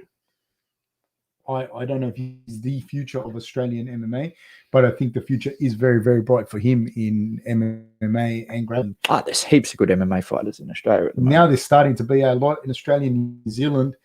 There's a lot of good kids, man. Like, there's no, like, it wasn't like 10 or 15 years ago. Like, you really only had, like, to worry when you got to top 1 or 2 or 3. Whereas nowadays, dude, there's some really good guys. Like, there are some kids coming through, like Tito, for example, that has, by all rights, like say 10 years ago, his jiu-jitsu would be a black belt level. And now I think he's like a purple belt. You know what I mean? Yeah. Do you know what I mean? Like 10 years ago, a guy that good would have been a black belt. And that's testament to just how much better everyone's getting. And he wouldn't have it all his way going through the ranks of Australian MMA either. No, there's heavyweight too. There's some big heavy hitters there that you would have to deal with. How much is he weighing in at? Oh, I'm not 100% sure, but he's easy 100 plus kilos. He's short, but but still, he's very thick. And the guy he fought was easily over 100 kilos. So unless do you know what I mean? He's going to have thick bones and that. It's going to be very hard for him to be able to get out of easy. Yeah, easy for to get. Like, he's not like, that's the other thing. People look at people, and I have this conversation always with people. Fucking it kind of makes me tired and sick. People go, he's short, he should cut down to thing, and I think, like, do you understand? His head's like a fucking TV. Like, he's not going to cut weight. He's not a new age TV either. Like one of them old big brick 1973 big time TVs. Well, same as when you see someone like, say, for example, Israel, and people go, oh, he's small, he only walks. It's not just your walk around weight. It's like, he might walk around at 91, 92 kilos, but he's skin, bone, and muscle, dude. He's a lean guy, 92 kilos, a big fucking dude. Yeah. The other thing with the MMA circuit in Australia now, if you go back 10 years ago and you went to like just a normal show, there were some terrible fights. Like guys who had been trained in 6 months, do you know what I mean? There would be a white belt and, 6 months worth of striking and stuff like that, fighting each other. Why now the caliber over the whole cards, they're all, do you know what I mean? Yeah, there's some decent guys. They're a lot better than what they were. Oh, they are banana and honey. Oh, is he going to do? Oh, no, he did it. Wait till the cameras are off. Banana and honey. Go-to, Fab? I like Do you have a go-to? Yeah, banana and honey is one of them. Yeah. Yeah. Well, banana and a little bit of peanut butter. Well, I seen one time for like a pre-workout was like a toast with peanut butter, banana, and then maple syrup. Yeah, but the toast is just a little like for say if you're going to fight, you don't want to have too much. Yeah, I in your know. stomach. This was like they were saying, do you mean before you go to the gym and that? And I was like, that's just like an awesome sandwich. Yeah. And you know what? It's testament. It's funny because not a lot of people can process food like even then, like how Gallen did. Like not a lot of people can. Some people can. A lot of people can't. You're putting their t-shirts on, making sure the hair's straight. Yeah.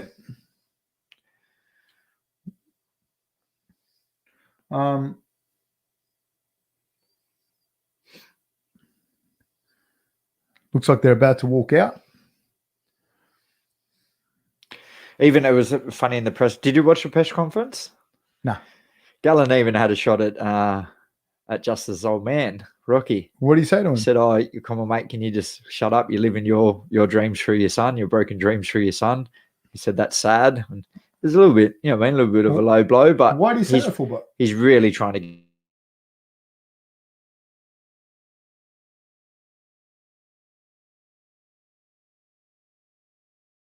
under his skin. Really yeah.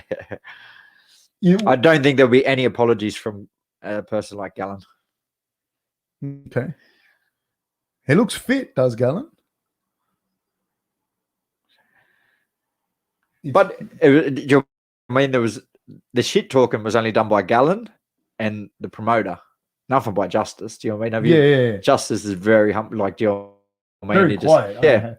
Looking forward to the fight, and I'm not too sure, but I'm looking forward to just the day, and it'll be a good fight to watch, and entertaining. Pseudo Warrior says Rocky fought MMA back in the day against Justis Huni. Yeah, I said that at the start of the thing. Oh, did he? Yeah, Jamie won, but yeah. Gary McFridge says Huni's chin is registered with the FBI. It's huge, big target. We'll see, man. We'll see this fight. It's going to be interesting. Yeah, I don't know, man. I don't know. Timekeeper says, "Go Huni. I hope he KOs Gallen. Can I get a go Huni, please? Go Huni."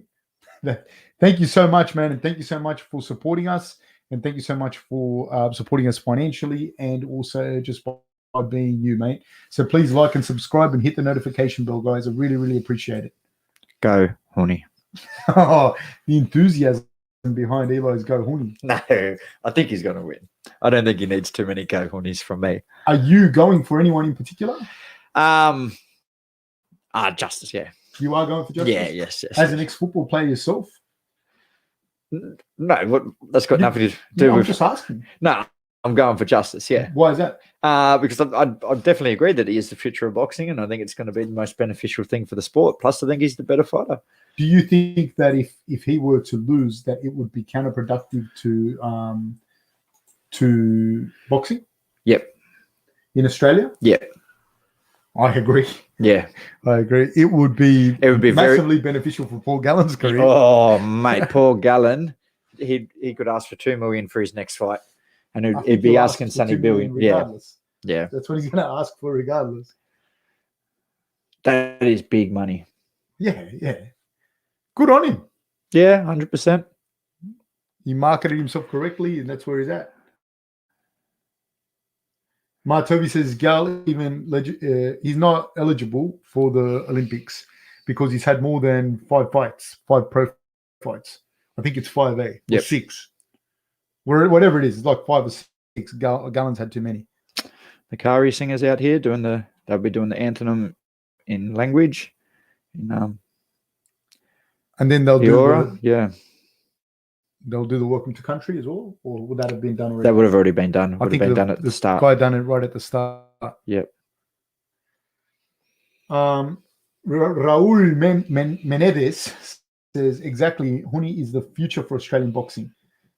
it will look bad if Gal wins. That's what I was going to say. What does it say for our, do you know what I mean, our top prospects of Australian? I do agree with that. Yeah. Yeah, one of the comments there, we do agree with it. So take your pick on which one. Yeah, what's it say for Australian boxing if Gallen beats our biggest hope, our biggest heavyweight hope in I don't know how long, but do you mean to someone that we hold him in really high regards? A lot of the boxing community, do you mean think that he could be a future heavyweight champion of the world? Killer Coast says, cheers for the commentary, boys. Can't find shit. It just went.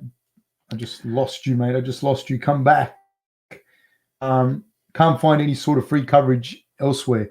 Doing our best, guys. We are doing our best. Yeah, hopefully you just enjoy it. You just get exactly what you need out of it.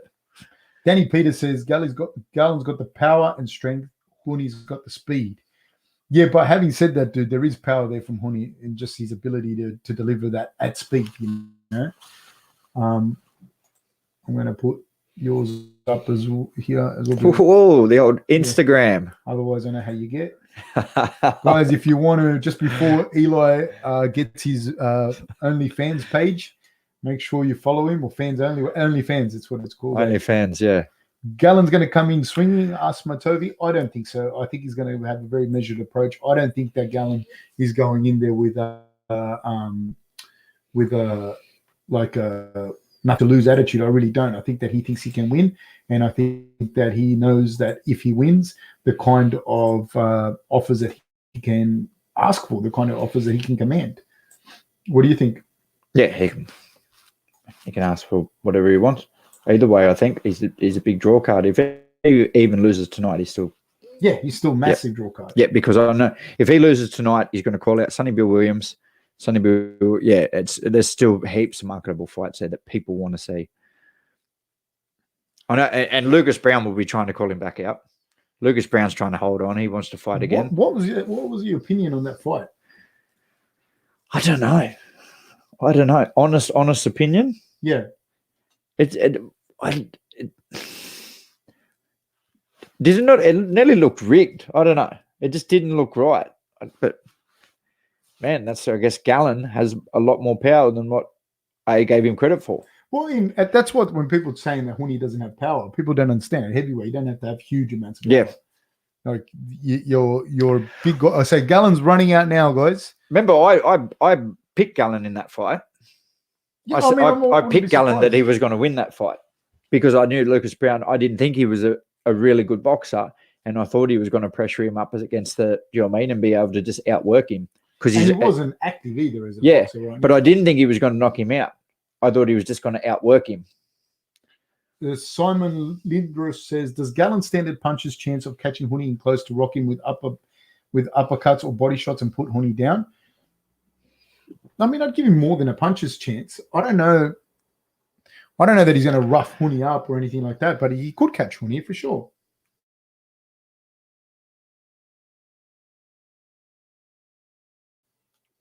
Somebody use the same plan as he did against Brown because that's all he has. All the best to him, though.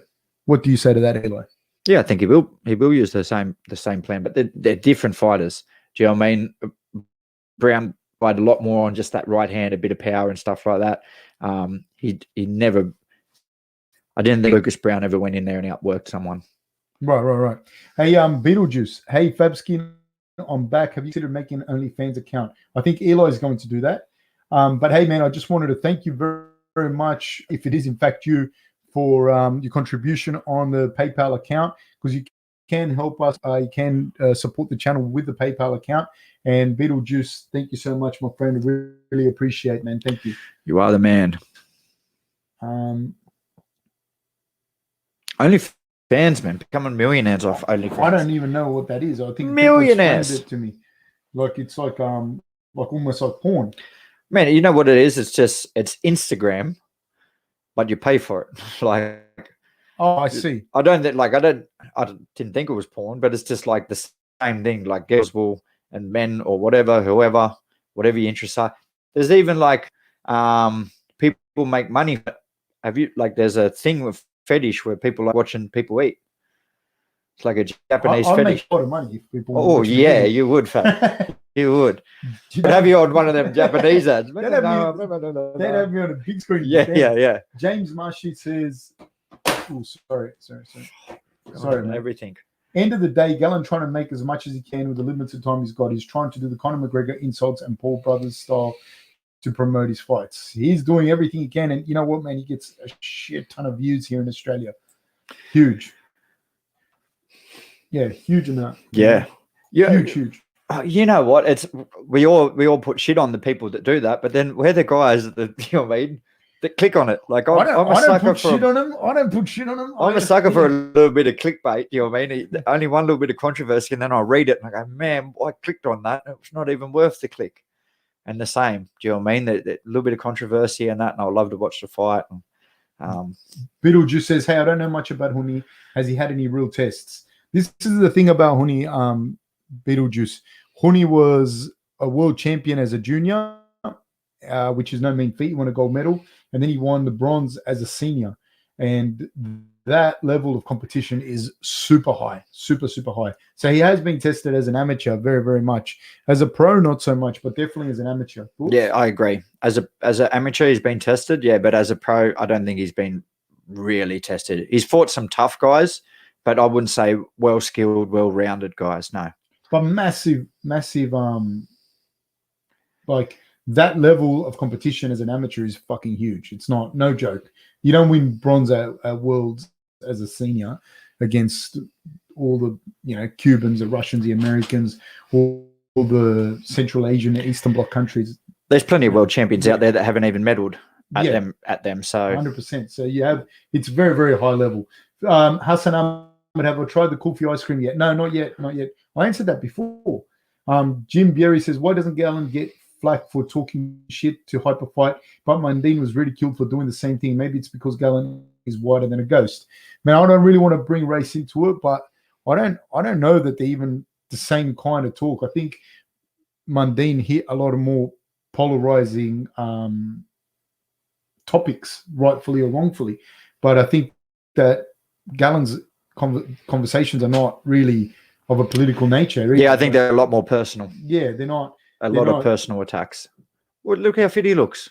Yeah, 100%. 39 years old, 180 centimeters, 178 centimeter reach, 100 kilogram weight, 22 years old, 193 centimeters, 194 centimeter reach, and 106 kilograms. Man, Justis is only 22. I remember watching him. Yeah, it's a little. It would have been 4 or 5 years ago up there at Golden Gloves and that Super 8s and stuff like that. Did he look good then? Oh yeah, so good, so good, stupid good. And everyone just knew about it too. Like, this is the guy to watch. Jay Parker says, don't you have to be an amateur to compete in the Olympics? You just have to have less than 5 fights or something, 5 pro fights or 6 pro fights. And we spoke about it a little bit earlier. Yeah. It's just really great that these guys, do you know what I mean, who are training, do you know what I mean, training just as hard as some of the pros out there, can now earn a little bit of coin. So 12 fights for Gallen, 11 wins, 6 KOs, no losses, and 1 draw, as this is his professional record. Gallen looks super fit and super strong. Super fit. Yeah. Been working on the bench presses.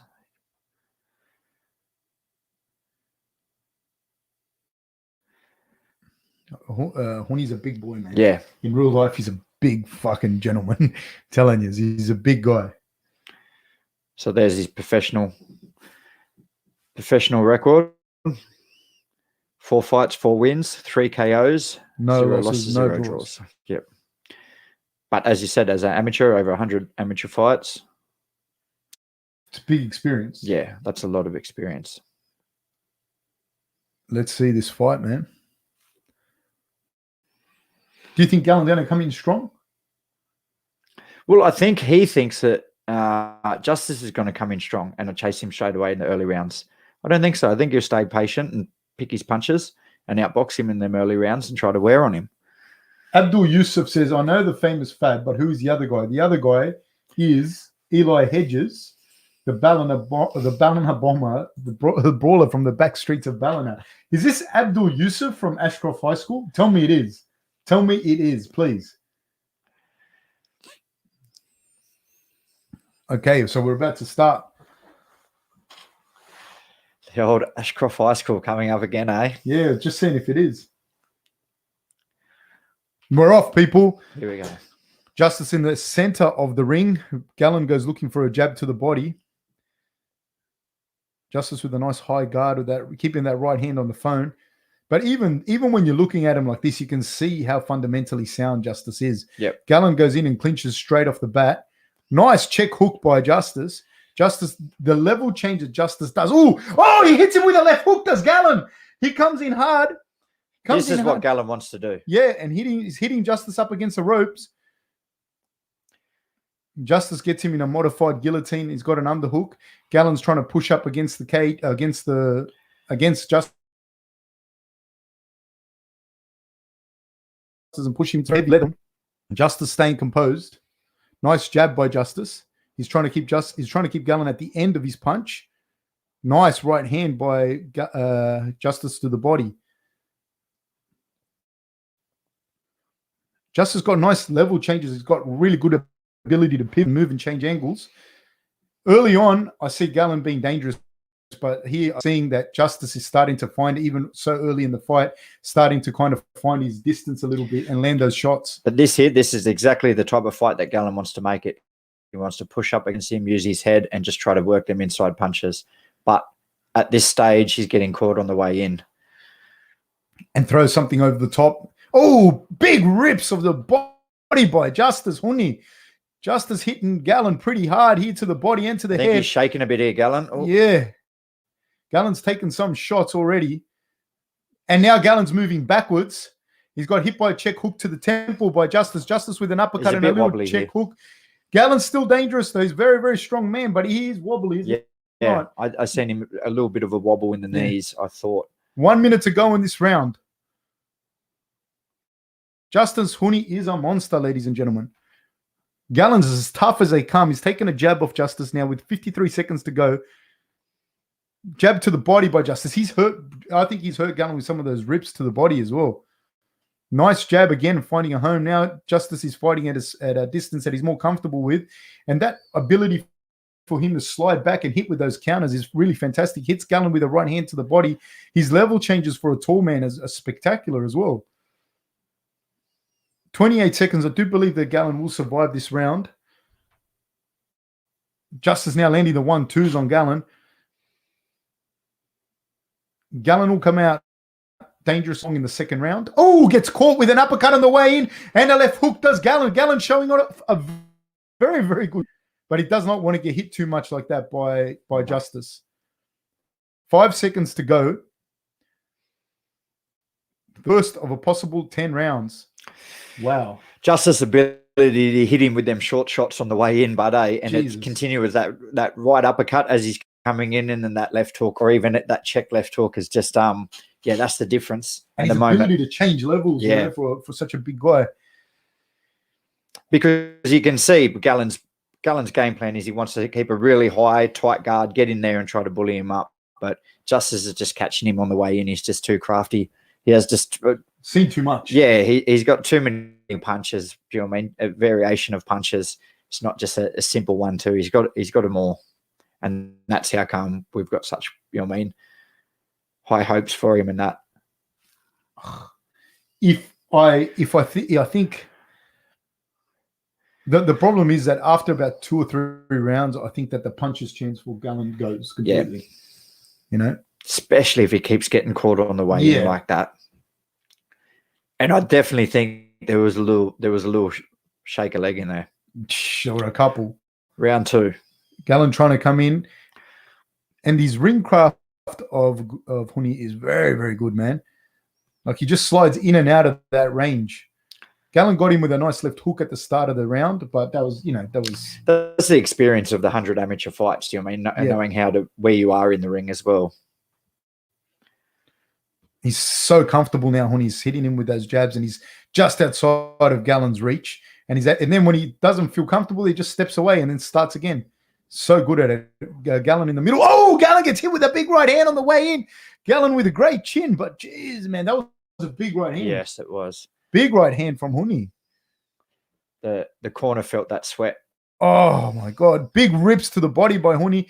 Gallen inside, covering up, trying to get inside, land big shots, lands a little uppercut on Huni. I just don't know how many of those shots Gallen can take. And another left hook by Huni. I love that left rip to the body. Yeah. Gallen trying to work his way in and rough Huni up, but Huni's in the clinch and he looks quite comfortable in there as well. The referee separates them. Gallen now moving around the peripheries of the ring, but he does not have the ring generalmanship that Huni does. Huni with a left rip to the body again on Gallen, and Gallen goes looking for a right hand. Gallen looking for little uppercuts there. Oh, my God. They exchange left hooks. Yeah, he's getting caught with some nice inside shots. Tough as they come is Gallen. But he's already swelling. His nose is swelling up pretty bad. Yeah. Nice jab by Huni. Another pair of jabs. Just continues to hit him at that speed. Gallen can't sort of make an adjustment. And the range as well, I think, is giving him a bit of problems. Dude, I've seen him, like I said to you, I've seen him spar and I've seen him do this. And people say he doesn't hit hard. And you've got to understand he does not have to hit that hard. The speed and the angles with which he's hitting you is brutal. Speed kills, man. And the class, there's a difference in class between the two. 38 seconds to go. Paul Gallen is super tough, man. All credit to him. He definitely looks like he's trying to readjust, but he's just getting caught every time he goes in. So do you know what I mean? He's got to try to think of it another game plan now. Do you know what I mean? Plan B or at the moment, plan A is not 1-2 landed by Huni. Huni's now in a very comfortable frame, like he's very standing at the range he wants to. When Paul goes to move, Huni hits him with that left hand with a nice stiff jab coming in, 1-2 landed by Justis. Oh, and the rips to the body by Justis again. Oh, that's the round, people. That's the round. Oh my God. Will this go the distance, Eli? How you seeing it? No, I can't. The way it's going at the moment, no. Because I feel definitely Gallen needs to make some adjustments, but what adjustments can he make? He's not going to outbox him. Do you know what I mean? And that power's going. Yeah, the one plan that he really had to work on was, I think, keeping that high guard, getting in there and roughing it up, but he's just getting caught bad on the way in. I think them body shots are really starting to affect him too. Yeah. And this is only round 2. Yeah. See, 1-2, change that angle. The ability to change angle. 1-2, change the angle and get ready to go again. That is very frustrating for someone like Gallen, who would be hoping, do you know what I mean, to be able to counter him after something like that. And to push him up against the ropes and whatnot. Yep. Yeah. Big shots, man. Big shots. Okay. So we're off. This is round 3.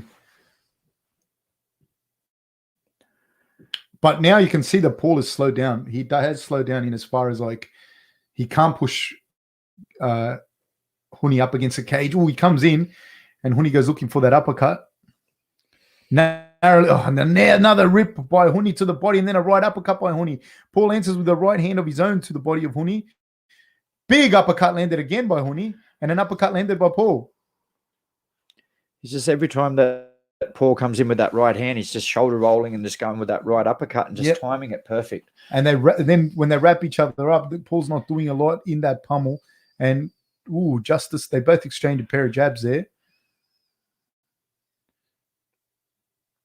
Paul comes in. He's covering up a little bit more for that uppercut when he comes in, but Huni's just finding a home for his jab. Paul jabs the body of Huni himself and continues to come forward as Huni moves around the peripheries of the ring. Nice 1-2 landed by Paul.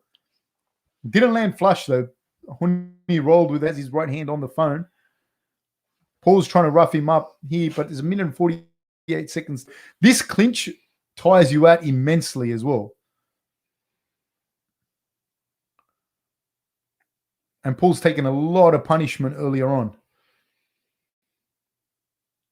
Oh, Justis just goes looking for that body shot again. The left, right rips to the body. And he's landing them. Landed another left rip to the body. And he's doing so on the back foot as Paul's coming forward with 1 minute and 22 seconds to go. Now Justis spins Paul, and Justis in the middle of the ring, landing body rips to Paul. Oh, Paul's got a fantastic chin. Yeah. Oh, the rip to the body, and then a hook upstairs goes Justis Huni with an uppercut, followed by another rip to the body. Paul's staying in there, showing a tremendous amount of heart and durability. Great chin on Paul. He's tough, but he's getting absolutely pieced up at the moment. Pieced up. Uppercut, Paul lands a little right hand, does Paul. Justis lands a left hook of his own. Justis is up against the ropes. Could Justis be tiring here? He could be a little bit. I don't think he wants to try to play this game too much. Oh, he hit Paul. Put Paul on ice skates. He has. Yeah. Paul's in a lot of trouble. He is on ice skates. Justis is opening up with a 1-2. Lands a big right hand on Paul. Paul's in a lot of troubles. 26 seconds to go. The crowd's standing. They're waiting for this. I think he'll survive this round. He leaped into it. He leapt into the clinch. There's 14 seconds to go. No one can doubt Paul's heart. He's coming forward. 1-2 landed by Huni again. Paul is absorbing a ton of shots. Paul lands a jab of his own. He's in a lot of trouble. He's trying to survive. Tries to land the right hand. Huni rolls out of the way with it. And that's the round, ladies and gentlemen, the third round. Interesting about that last one too that Huni threw just then. He reacted more to that body shot. He really ducked down on that body shot, and then Huni led to that too. That right hand to the head, he really reacted to it. When he dropped his level, dropped his hands, and Huni came over the top.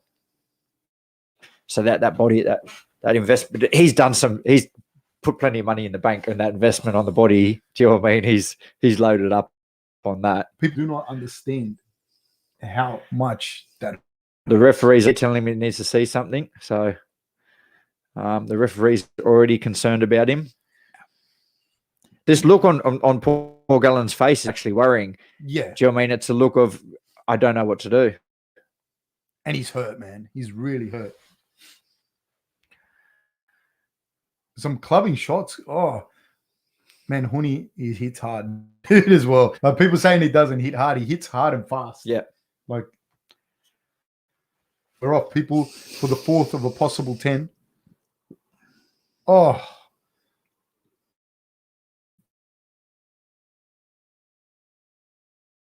Internet.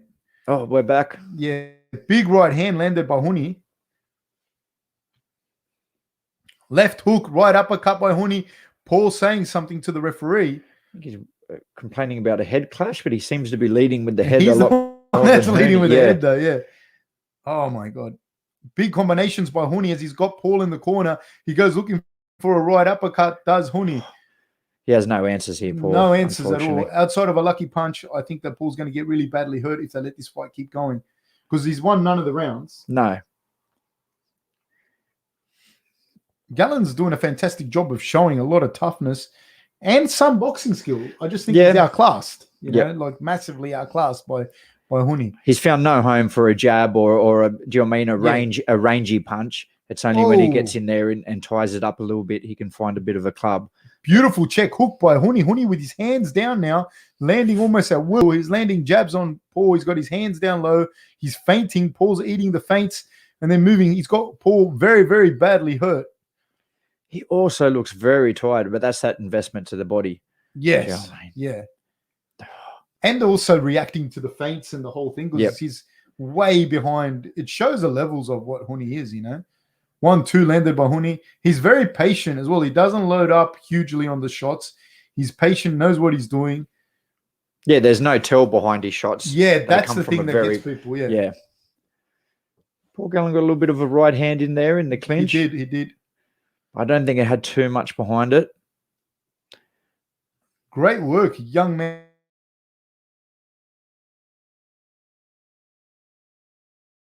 Like this being good one. Making a little range. Yeah. Because the thing is, if he was less mobile and had more power, Paul would probably do better against him. Yeah. That footwork, nice little up.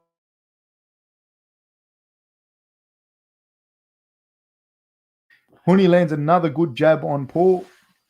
Great movement by Huni. Paul's face is really marked up. This is the fourth round of a possible 10. He's throwing the jabs and missing by like he's not getting in close anymore. Yeah, I feel like Huni's sort of recharging the batteries here as well. Oh, that right to the body. Oh, the right to the head, snap Paul's head back. But those body shots by Huni are absolutely lethal. Yeah. I love body shots. I don't love receiving them, but I do appreciate a good body shot. Yes. You know, and they hurt so much. Paul is just super, super tough. Beautiful. I don't even know how he can take those body shots, to be honest with you. And just peppering him with jabs as well. Also, exactly what we thought, I guess, especially in the early rounds. And does Paul Gallen have an answer to this now? Do you know what I mean? And what's the answer, Fab? I don't think he has an answer for it now. After the 5th round, I think it's just like more and more punishment for Paul, you know, and I don't know if it's worth it for him and for his career, because your power diminishes incredibly after those first 6-7 minutes. His corner obviously telling him that they want him to use the right hand more, but easier said than done. Very hard, man. Justis has such a really good shoulder roll. I think Paul loads up very much on his right hand. Yeah. So you can time that. And that's where he's just timing it with that shoulder roll, throwing that uppercut after that, and then that lead hook. He slides well in and out of range. We are off, people, in the 5th round. Paul catches Huni with a little jab, goes looking for that right hand, as Eli was saying that his corner would have said to him. Oh, but he had a straight right hand from Huni himself. Paul, this is how the start of every round thus far, with Paul trying to pressure Huni and really to no avail. But that is the only thing he can really do with Huni. He can't stand at distance. And the longer that he ends up staying at distance with Huni and Huni controlling Paul catches him with a right hand. That was a nice little right hand by Paul. Got another nice body shot in there. Yeah. Left rip. And Huni's got his hands up now. Paul got his respect with that right hand. Yeah, I think he did. He definitely did. But he took he's saying something about a low blow. Am I correct? Yeah. Was that the first warning? He put up the finger. Yeah, like he was going to take a point. Yeah. Hit him with a nice left hook, did Paul. Paul's starting to find a little bit of range on his shots. Yeah. Oh, he found another left hook on Huni. Huni goes, but this is the start of each round. It kind of starts like this, then finishes pretty bad for Paul. Right uppercut landed again by Huni. Left hook landed by Huni. Now Huni from the southpaw stance lands a stiff jab on Paul.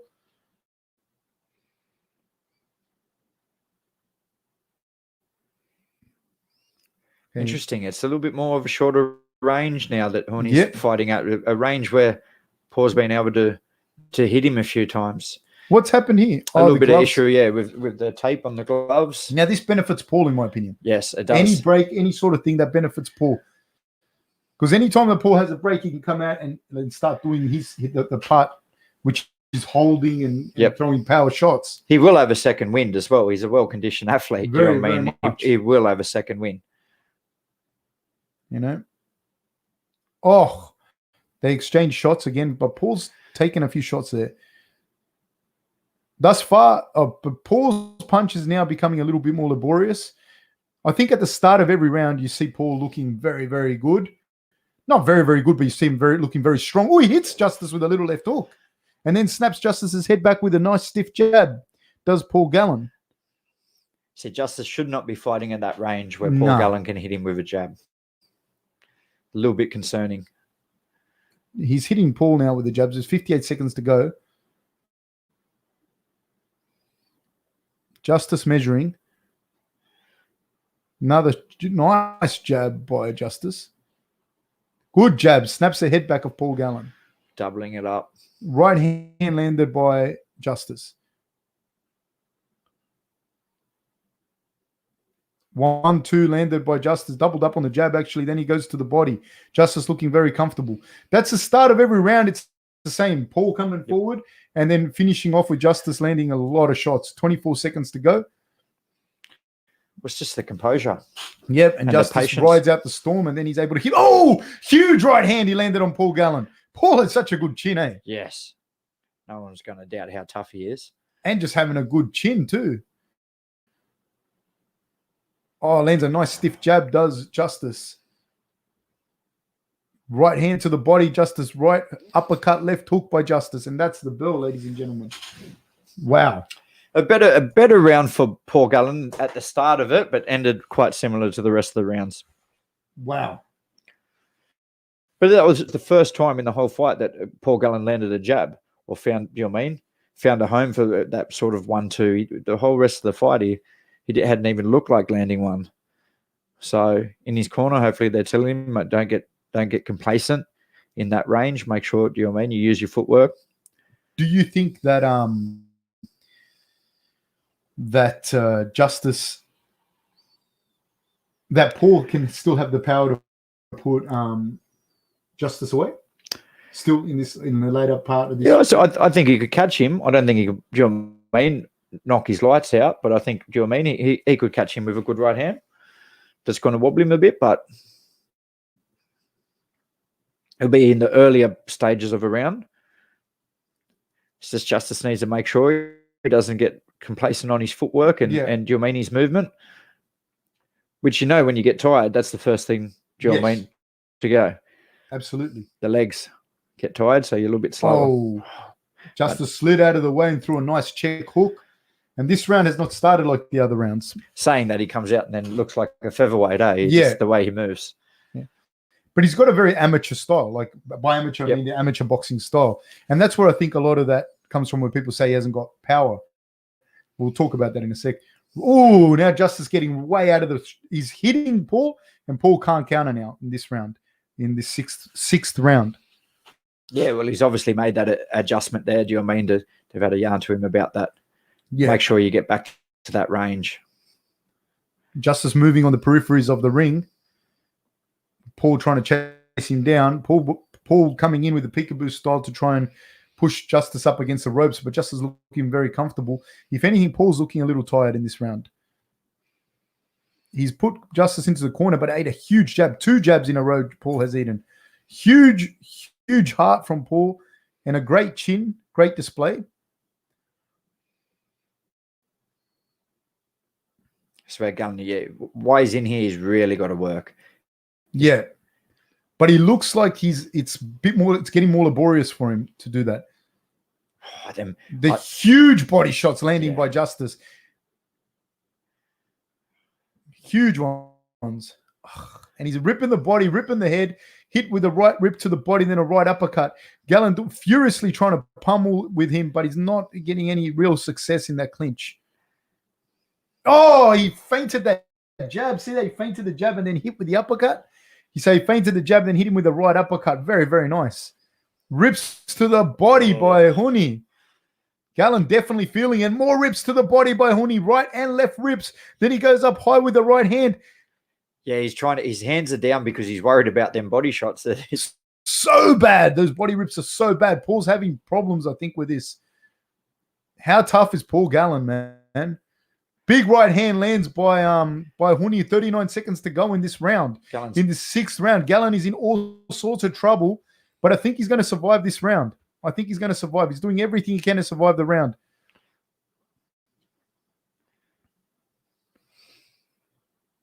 Oh, he's taken some real punishment, has Gallen. Left hook, huge left hook. Another left hook lands by Huni. Nice jab down the middle by Huni. His corner's encouraging him to come forward here. Justis corner. And really, there's 9 seconds to go. 6 of 10. Paul's taking an absolute beating in this fight. He can't hold his hands up here. Paul is he's looking at, he got a little bit weathered that round. That was huge amount of punishment. And the look on his face is, do you know what I mean? It's very disheartening because his game would be to get into that clinch and try to work hard, and then he's just getting beaten up in there. And when they're in that clinch, it's so much work for you to clinch someone. Yep. Well, he's felt like he's done that. Look, the referee's in there saying we need to see more from him. In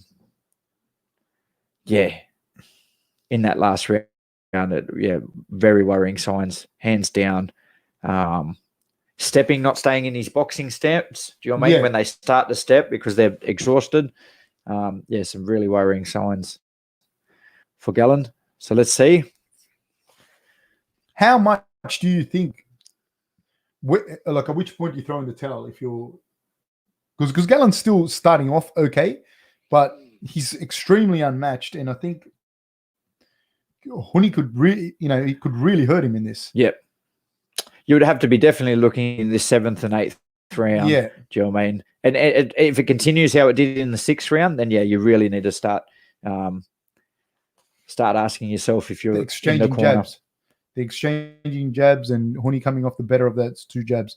Gallen's face is really marked up, but his body tells the tale. He's been taking a lot of body shots from Huni. Huge body shots. Huni landing the nice jabs, and it lands a jab to the body.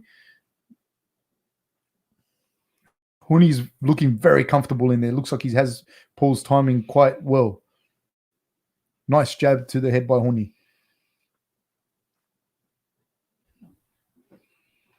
Huni goes looking for a left hook. Then gets a little modified guillotine there. Paul trying to fight inside as he clinches. He is so tough, Paul. Oh, man, but what a beating Huni's handing out. I think this will be similar to the last round. He really started to open up with a minute and a half to go. Yeah. Huni's very smart. He knows, and he's got a good cornerman, and he knows that he has to survive those first minute and a half of Paul, and then Paul drops off, and then Huni dishes out a lot of punishment in those last 45 seconds or so, and that's what's occurring here. They're both exchanging big shots.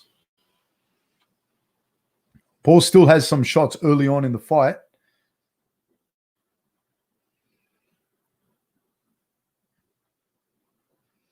Huni staying very patient, but very patient. I'm very impressed with Huni being that as patient as he is. Yeah. Not rushing in, trying to finish the fight. Again, the glove comes undone of Huni. And this only helps Paul. Yeah, very mature for his age, for a 22-year-old. Yeah, to not be rushing in and doing the whole thing. He's just landing the shots. He knows he's got Paul Gallen hurt.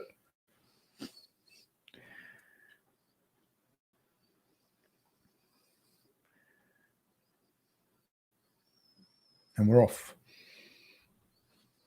Oh, and he's just eating a 1-2 again. 1-2 and again, 8 2 1-2s in a row. Oh, he got hit with a nice check hook then. Peppers him with a jab. Yeah. Justis is just, he's got too much in his arsenal. Ooh, Paul goes looking for a right hand, and Huni goes looking for the uppercut counter. Then he feints the uppercut, goes looking for a left hook. We're going to have another problem here with this tape again. Yes. And I think that's what's kind of letting Paul off the hook as well, the tape in the glove. They have to speak with the corner about that one. 22 seconds to go. I do think that Paul was saved a couple of times from more punishment by that glove. What a big right hand lands by Justis.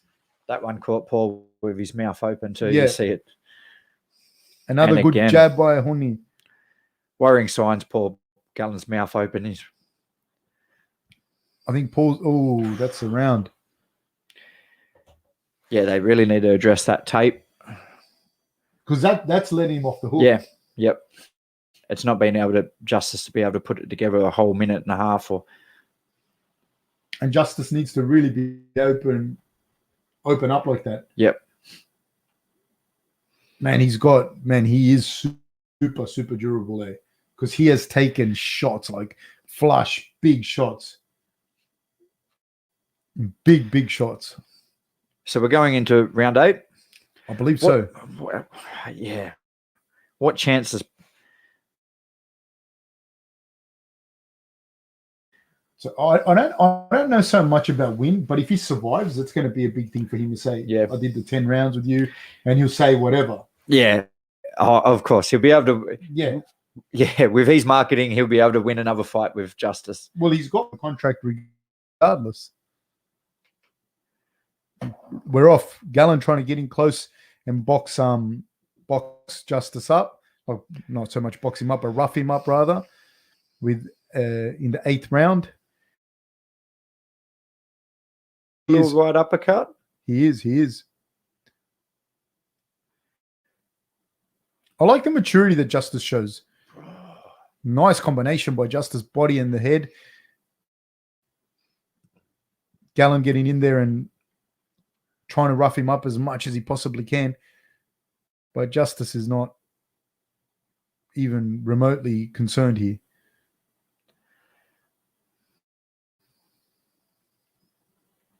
Gallen's such a big, strong man. But Justis is landing some big shots. Gallen is looking for a massive right hand. Still staying patient, I think, again. We're similar to the other rounds. Last minute and a half, you'll find that range and start to open up on him. Yeah. Gallen. Paul threw a right hand, a clubbing right hand that missed by a mile, and he had an uppercut for his troubles. Now with a minute and 47, Paul off him and gain some space so that he can start to counter and work. I think now Justis is probably going to start to turn it on a little bit earlier than what he did in the previous round. Yeah, he's turned Paul, and now Justis is in the center of the ring, and you don't want someone like Justis with room to move and be able to hit you and counter. And that's what he's looking for. He's looking for 1 minute and 21 seconds to go. And Paul's staying close as much as he can. Trying to tie up them hands. But Justis just landing those. He is landing those little counters. Paul's finding some success. Oh, that rip to the body again.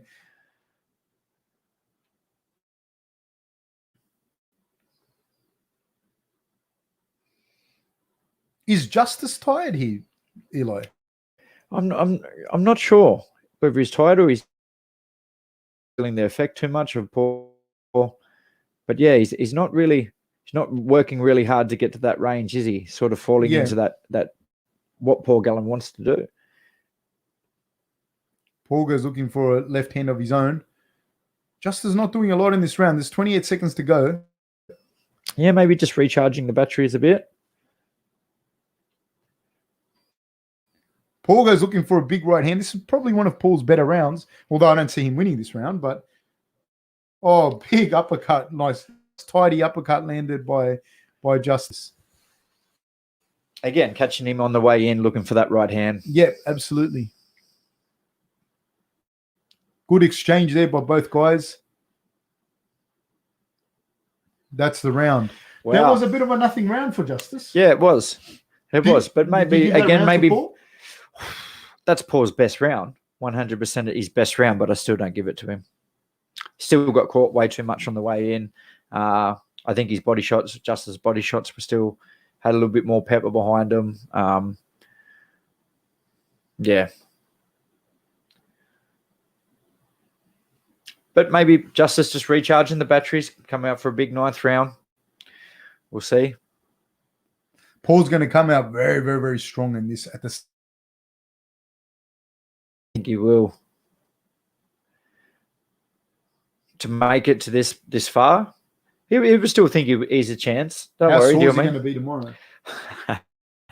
Yeah, the old rib cage. You won't be playing tickles. Fuck, that'll hurt so much. We're off, people. In this 9th round, Paul's shown an incredible amount of heart to stay in there for as long as he has. Very tough, as we all knew, but like.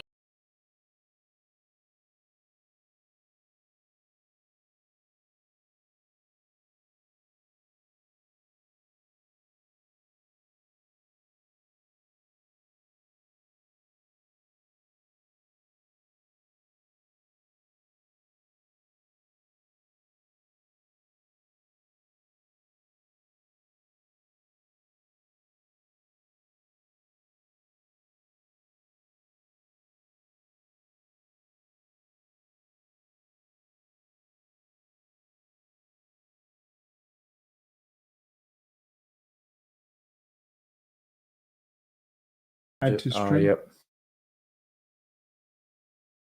Guys, we're having a lot of problems with the internet here, guys. Sorry, Dustin McLennan says fix your stream. I would, but I'm not a fucking know what the fuck is wrong with it. I also think there's a storm coming over. There's a massive storm. There's a massive storm. So yeah, that might have something to do with it. Okay, so Huni's punch is looking a bit more laborious. He doesn't seem to have a the same pop in his punches. Not at all. Yep. But neither does Gallen. Gallen's been hit to the body a lot. Yeah.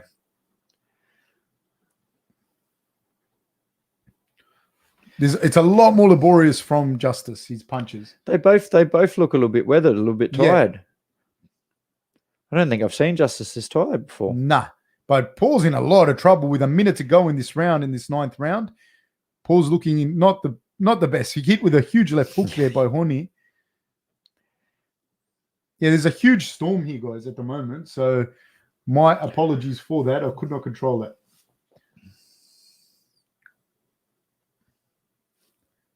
Justis still coming. See, but Paul's not coming forward anymore. There's 47 seconds to go. 1-2 landed by Huni. They're signaling Huni to come forward. His corner's telling him come forward. He goes from southpaw and hits Paul with a nice jab. They're telling him to come forward. There's 35 seconds to go.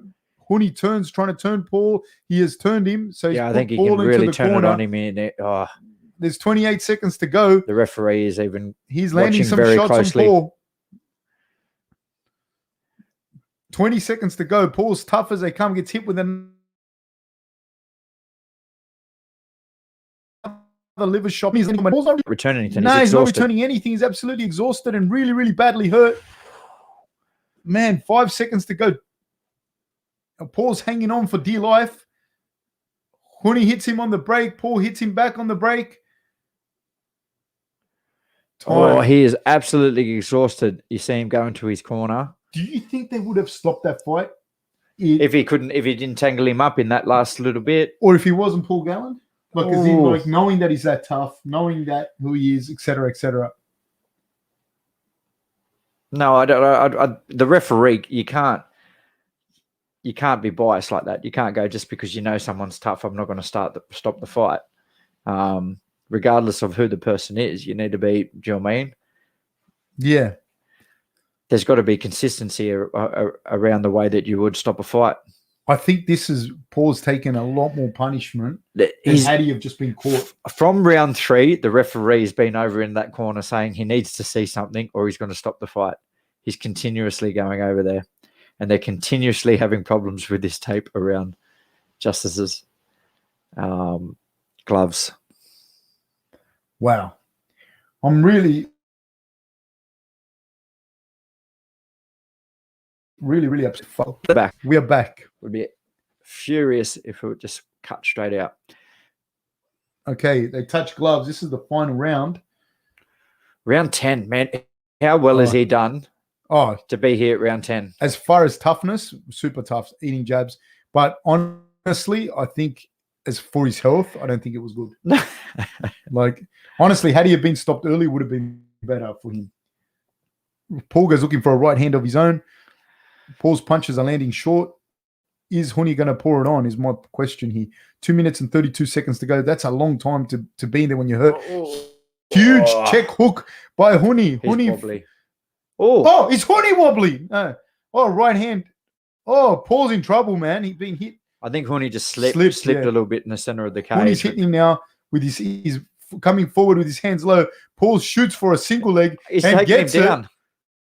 He gets single leg, brilliant single leg by Paul. Paul shot a big, deep single leg. It's nearly class. He's on ice skates, and he got dropped. Paul did. I think he slipped there on that center bit where he slipped before, and then got hit on the way down. Yeah, I was going to say, but it didn't look he's like absolutely exhausted. Yeah, he's given him the count. He stopped the fight. And so he should have, man. Yep. So he should have. Wow, huge double leg by Paul Gallen, but he couldn't do anything with it when he got him on the ground. The grounded pound. Where was the follow-up? I would have liked to see him pass the guard and, work from there. Wow. It was just exhaustion. It was an exhaustion tackle. Impressive from Justis. But we did see him tire. A little bit. But the volume of punches he's thrown, do you know what I mean? Wow. So thoughts on this, Eli? What did you think? And it's I think it went the way that a lot of so if in case anyone asks, the result is Huni stopped him in the 10. Yeah. I think the result is exactly how a lot of a lot of people thought the fight was going to go. Yeah, that's how I thought the fight would go. Do you think? What's your thoughts on people saying Huni doesn't have power? Okay, because he doesn't. It doesn't have. He's not going to stop you with just one punch. Like in the first round, I don't think he has that extreme one punch power. Wilder kind of person. Yeah, but again, he doesn't load up on his punches either. Do you know what I mean? He doesn't load up on them. He just throws them very. He doesn't waste a lot of energy when he throws them and that. So, do you know what I mean? He could have that power if he really loaded up on him. But do you know what I mean? Do you think that comes from the fact that he's still very much fighting as an amateur? Yeah. And he still has a very much amateur style. Can you explain that? Well, just with speed and trying to score more punches, trying to score with your punches. So putting speed and power behind them, but not trying to knock them out. Why is that? Can you explain the difference between like fighting pro and fighting amateur? So there are, well, the amateurs they've taken from the Athens Olympics. They did a review of remember how they used to score it back then? Yeah. It would be pretty much any punch that was on the front or the side of your head, and that's what they used to score. And they used to do the live scoring. Yeah. But then what they found is that people were just like tapping and scoring, and do you know what I mean, and winning these fights. So they did a review after Athens, and then they changed it to now it needed to be punches and power behind it. So it sort of changed the amateur, do you mean, rankings a lot and what people had to do. So now it needs to be a scoring punch, but it needs to have power behind it. So if I just went a lead jab and just got you to the, do you mean, to the midsection, but it didn't have any power behind it, they're not going to score it as a scoring punch.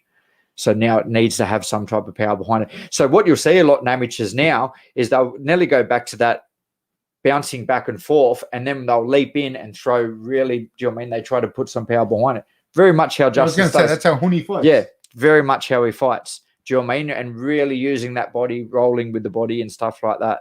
So it's taken a real change, which is probably better for the transition from amateur boxing into professional boxing. But yeah, it's again, it's very hard to knock someone out in amateur boxing. A little bit bigger gloves, do you know what I mean? And you could fight a few times over the course of a few days, eh? Yep. Yeah. So I think it's and shorter fights. Yeah. Do you know what I mean? You don't fight 10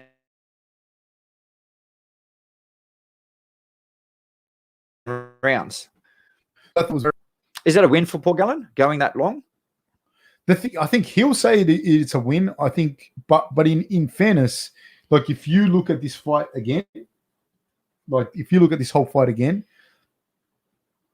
like watch it a second time. Yep. I think it'll be even a bigger domination by Justis. Do you get what I mean? Like, yep. Like because you're watching, going, is Paul gonna hit him? I never felt. Yeah, but Paul you know was what I win mean. That fight. You're watching it like that. Yep. It could happen because you don't know what's going to happen. But knowing the result, and then you watch it with a clear head, like he was way ahead of Paul. It's a huge risk for Justis taking this fight so close to the Olympics. We were talking about that earlier, but man, huge risk. But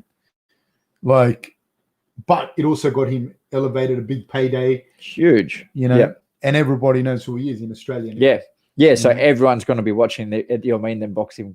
But was it a huge risk in as far as like he won that comfortably? Yeah. You get what I mean? I think it'd be more of a risk if he didn't win that comfortably. You know what I mean? Or if it was. Well, that's how come it was a risk, because we don't know the result beforehand. So it was definitely a risk. But no, he did really well. He is a real deal.